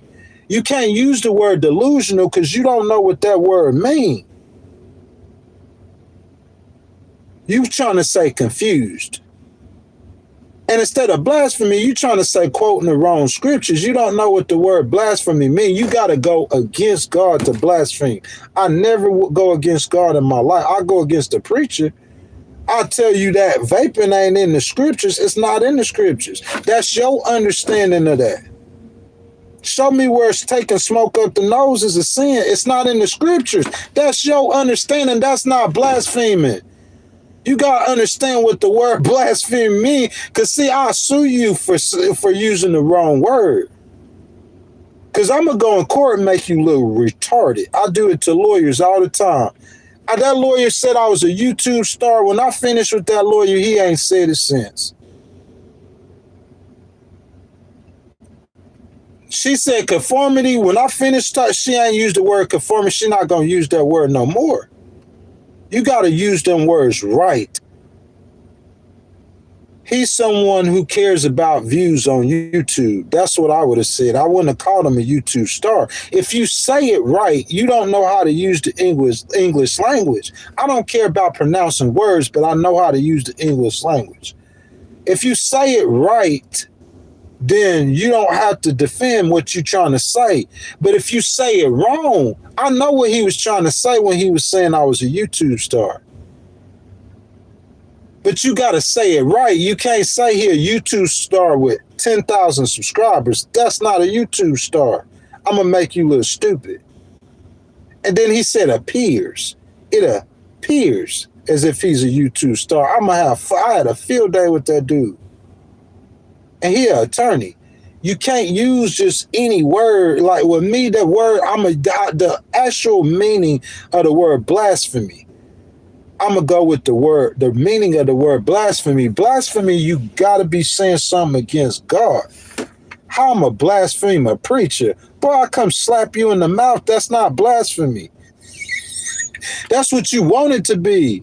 If I tell you vaping's not in the Bible, that's not blasphemy. What's that against God? I'm not saying nothing against God. When God say with the word blasphemy means you got to blaspheme against God and his name. You can't insert that in a spot that you think it should be inserted in. He a YouTube star. You just don't know the right word to say. You don't know how to phrase what you're trying to say. You got to be precise with me. This ain't no janking competition. In a janking competition, I'm going to say the dude he was 8 feet and he was 900 pounds. That's a janking competition. You don't have to be precise in that. But like when you start making accusations, see, I'm a legal dude. I accuse people all the time of doing stuff. And I learned and I was trained when you got to make that accusation, you got to be precise with your words. Because if you're not, I could be on the Epstein list. And if you don't say it right, I'm going to kill you with your accusation. I'm going to kill your accusation. And you could be dead right. I could be dead wrong. I could be dead guilty. But you got to frame your words right. If you ain't got command of your words, come hire somebody like Ghost who could say them words right for you. You don't call no dude like you call people a pedophile. You know what a pedophile is? A pedophile is somebody who mess with children, 12 and under. If Jeffrey Epstein was only messing with 15 and 16-year-olds, that's not a pedophile. If he messed with a 14-year-old, I know we call him a pedophile, but if it's a 14-year-old defined as a child, is a 15-year-old defined as a child? I think that when they mean children, they mean 12 and under. So if he messing with 12, yeah, that's what we do in court. We gonna get precise with them words, boy. You better be on point with them words, because I'm looking for you to say something, and I'm gonna destroy your argument, your credibility, and everything, because you over here saying delusional when you should have said confused. Go hire you somebody. You can hire an attorney even against Ghost. Your argument got to be precise, or I'm going to destroy it at will. At will. I'm not going to go at you on everything you say. I'm not going to get at you on everything you say. But at will, I'm going to choose the words that you saying that I know is wrong. He trying to say confused, but he's saying delusional. So I'm going to use that delusional, and I'm going to beat you to sleep with that. You ain't going to be able to wake up. You ain't going to be able to eat. You ain't going to be able to do nothing. Delusional. You don't know what you're talking about. You feel what I'm talking about? That's just what it is, man. It's big Ghost right.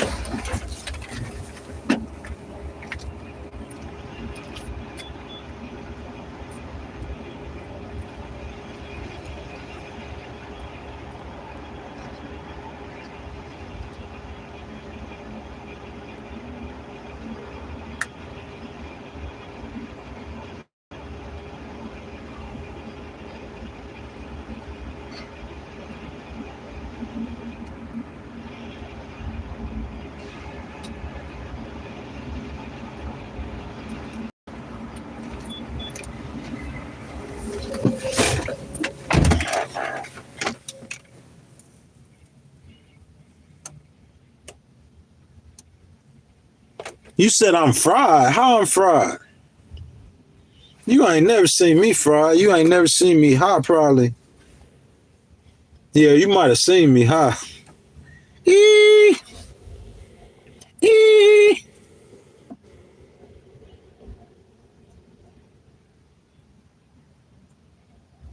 How do you spell heretic? I know people who saying stuff that ain't in the Bible, preaching stuff that ain't scripture. Like smoking cigarettes, you go to hell for smoking cigarettes. That's not in the Bible. That's what a heretic is. How you gonna preach something that is about God if it's not in the Bible? Where'd you get it from? I'm calling you. Just tell me where you get it from. You say smoking cigarette, you going to hell for it. Then where you get that from? If you said it's a sin, where you get it from? It's not listed in the Bible. You can't the church can't make up what's a sin and not a sin. I'm going to lead a church. You going to just make the preacher just over there making up what's a sin and not a sin. Bro, I'm finna lead your church. He going to say, you can't talk to no girls or you sinning. What? Bro, you lame, that old lame square. Yeah, that's how I am. I might love you, but I'm going to lead you. You lame. The Bible don't say nothing about talk. God with David. The Bible said David was a man after God's own heart. David was the biggest whoremonger walking. You can't have a conversation with a female or you in sin. Dude, just crazy. That's how I see it. I ain't trying to hate on you, bro, but I'm saying don't come in here and say I'm blaspheming because you believe some kind of fanatical religion. That's not real. That's not the gospel. You making it gospel be what you want it to be. He gonna make Tylenol be a sin after a while. Oh, you better not take no Tylenol. You see over here, the scripture it said he put the thing in his throat. It's a sin. You know, you can't do that, bro. I don't care how long you've been believing that smoking is a sin. You show me a scripture. But the Christian church believe a lot of things. A lot of this stuff didn't even come from the Bible. I know where it got introduced into the Christian church. I know where it got introduced. I read it and studied it. Constantine, I done studied all of them. Martin Luther, I studied Martin Luther.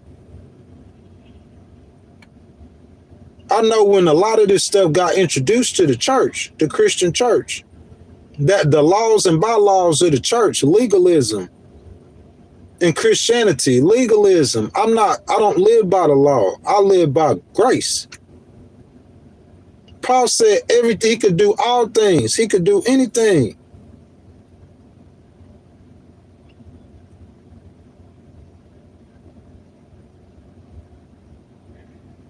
Man, he being funny. Man, that being said, man, like it looked like most of us, man, you know what I'm saying? We done got all of our content out, man. I pretty much got everything I want to say. Just do a little recap for the people who stayed to the end. I appreciate you. You know what I'm saying? Just talking about President Trump and that State of the Union speech. Going forward for America. What's good for America going forward?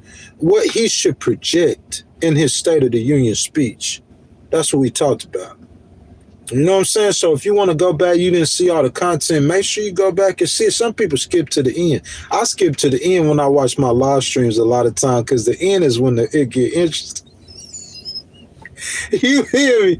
But I'm saying, like, for real, though, that content, man, it's important. I keep talking about the same thing because of how important it is, man. It's so important. It's so very important, man. This stuff is so very important. Cost of living. You see what I'm saying? We could talk about Venezuela. We could talk about all this other stuff that it don't matter to the American people. I just hope Jasmine, the ones that I support, that they stay in a tough race, that they'll stay focused on the stuff that the American people care about. You know what I'm saying? But we're going to see President Trump's State of the Union coming up in a couple of weeks. We're going to see what he's talking about. Man, that's my time, man. Big ghostwriter. Man, I told y'all I'm a Christian. I'm not going to tell you nothing that's not in the scriptures.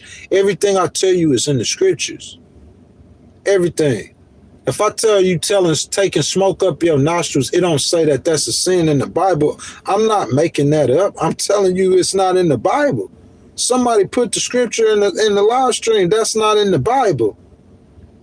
We can't just say, if your church say that you smoke and you vaping is a sin, that's what your church say. So if you in that church here, you better listen to that preacher, you under his authority. But I'm saying you can't tell somebody in somebody else's church what's right, and you can't do that stuff, bro. You done lost your mind. He reaching to somebody else's church or some other Christian that's across the world trying to tell him what's right and wrong. This Christian ain't no way affiliated with you. He ain't answering to you for nothing. You don't have nothing to say, or you could pay as many people as you want to. You can hire as many military contractors as you want to. In the end, you're going to see the truth. Everybody faces the truth in the end. It don't matter what your name is. You go to Venezuela, Maduro, biggest Trump. He was. Before 3 days ago, he was bigger than Trump in Venezuela. Not no more. It don't matter what your name is. Gaddafi was big in Egypt when he was the man, or in Libya, Egypt. In Libya when he was the man. President Trump could get impeached or fall. That could happen to anybody. Time and chance happening to them all. You just got to be humble. You need to get humble. Bottom line, point blank, period. You know what I'm saying? Guys, that's my time, man. Like I said, man, I believe Jesus suffered, bled, and died on the cross for our sins. The blood that Jesus shed, it washes away our sins. And if you say that's blasphemy, you need to get saved. That's all you need to be talking about is the blood of Jesus. You over here talking about somebody smoking is a sin. What? And you ain't telling nobody about Jesus. Besides on Sundays when you preaching in church to the same people who done listened to you for 30 years, they know everything you gonna say. They could preach your sermon for you. What about the new people and the lost people you telling about Jesus? You ain't doing none of that. But you talking about vaping is a sin. What? A cuss word is a sin. Listening to worldly music. What? You all lying. Man, I'm telling bro, you don't want to do this with me. That's what I'm saying. I want to get you to court. I want to get you where there's a referee or a judge. That's why I pick football games, because we could see a winner or a loser in that argument.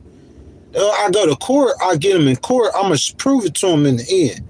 But I'm saying in this situation where you walking around saying that this is blasphemy and that's blasphemy, I'm saying like, come on, dude. But before God, you're gonna be dead wrong before God too on this argument. You're not right about nothing you saying about me, to me, through me, or nothing around me. You ain't right about nothing. If I said this, that's what I said is right. I could guarantee you that. I put money on that. I don't care how I look on the outside. Sit across from me on that chessboard. It's a lot of smarter people than you with a lot more money and influence than you sat across from me on that chessboard and they lost. I'm talking about they lost in the court. So I'm saying, how you gonna lose before? How you gonna beat me before God? You can't give God no money. He don't care nothing about your money. He don't care how rich you are. You can't beat me with God. You can't beat me with the judge in the court. You ain't gonna beat me with God. I know what I'm talking about. I'm dead right on everything I'm saying. Ain't nothing in the. Show me a scripture. He putting scriptures in there about blasphemy. He ain't put the scripture in there about vaping. He didn't put the scripture in there about people cursing gonna go to hell. He didn't put that scripture in there. That ain't in the Bible. You making up stuff. That's what you doing in your church. Don't put that on me. That ain't in the Bible. That's not scripture. Come to me with a scripture. Don't come to me as something that Martin Luther wrote during the Reformation that the church follows today. That's not, God didn't write that. That's not in God's word. I don't care if God, I'm not going to say I don't care. God could have inspired him to write that. Who knows? But all I'm going to live by is what's in God's word. That's it. Everything else, you could cancel that. Get popped in the mouth. Let me stop that though, because I need to be telling y'all, man. Talk though, Jesus love you, man. He'll meet you wherever you are. Don't listen to the preacher, man. Preacher guy, he's trying to get some money.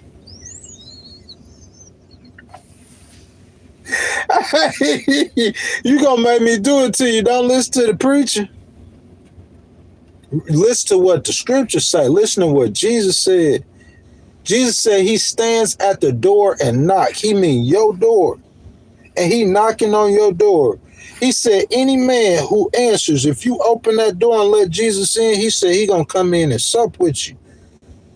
The Jews know what that means. He gonna come in and he gonna hang out with you. He gonna come in and chill with you. He gonna come in and fellowship with you. However you need to understand it, get it interpreted. He said he want a relationship with you wherever you at. If you a prostitute right now, Jesus will meet you in your prostitution. You don't think it's girl? I know a testimony of a girl who was prostituting in the middle of her prostitution. At the end of her prostitution, she got saved and she ain't slept with a dude that's besides her husband since.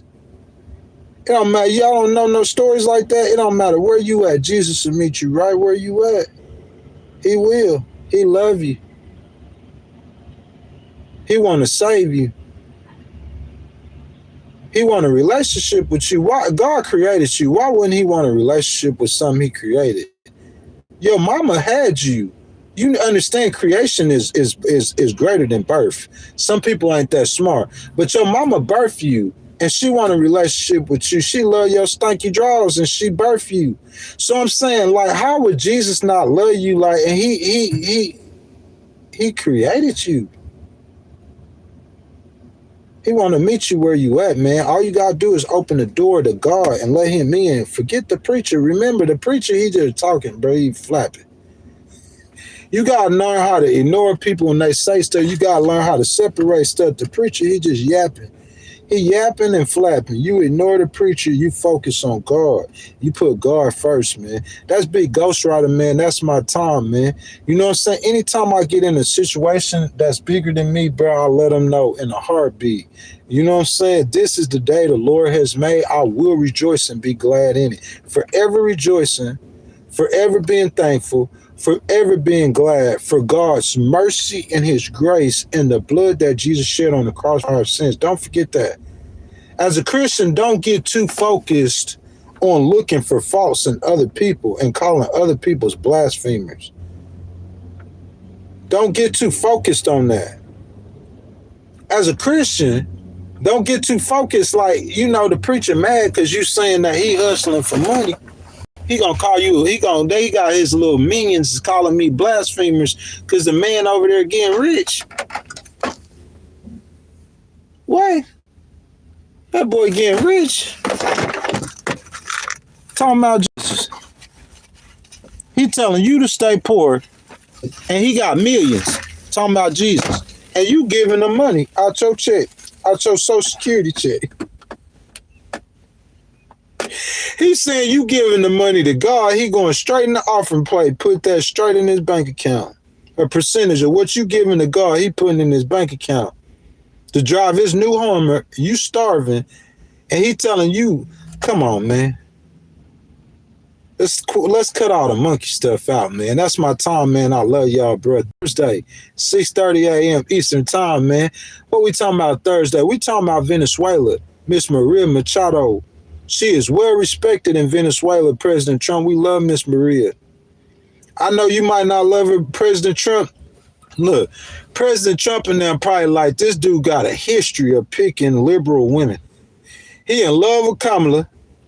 Now he loving on Jasmine. Now he love Miss Maria. Miss Maria, I don't even know her political affiliation, but she probably is a liberal. I don't care if she liberal or conservative. They care.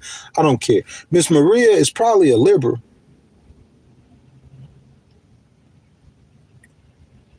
Probably.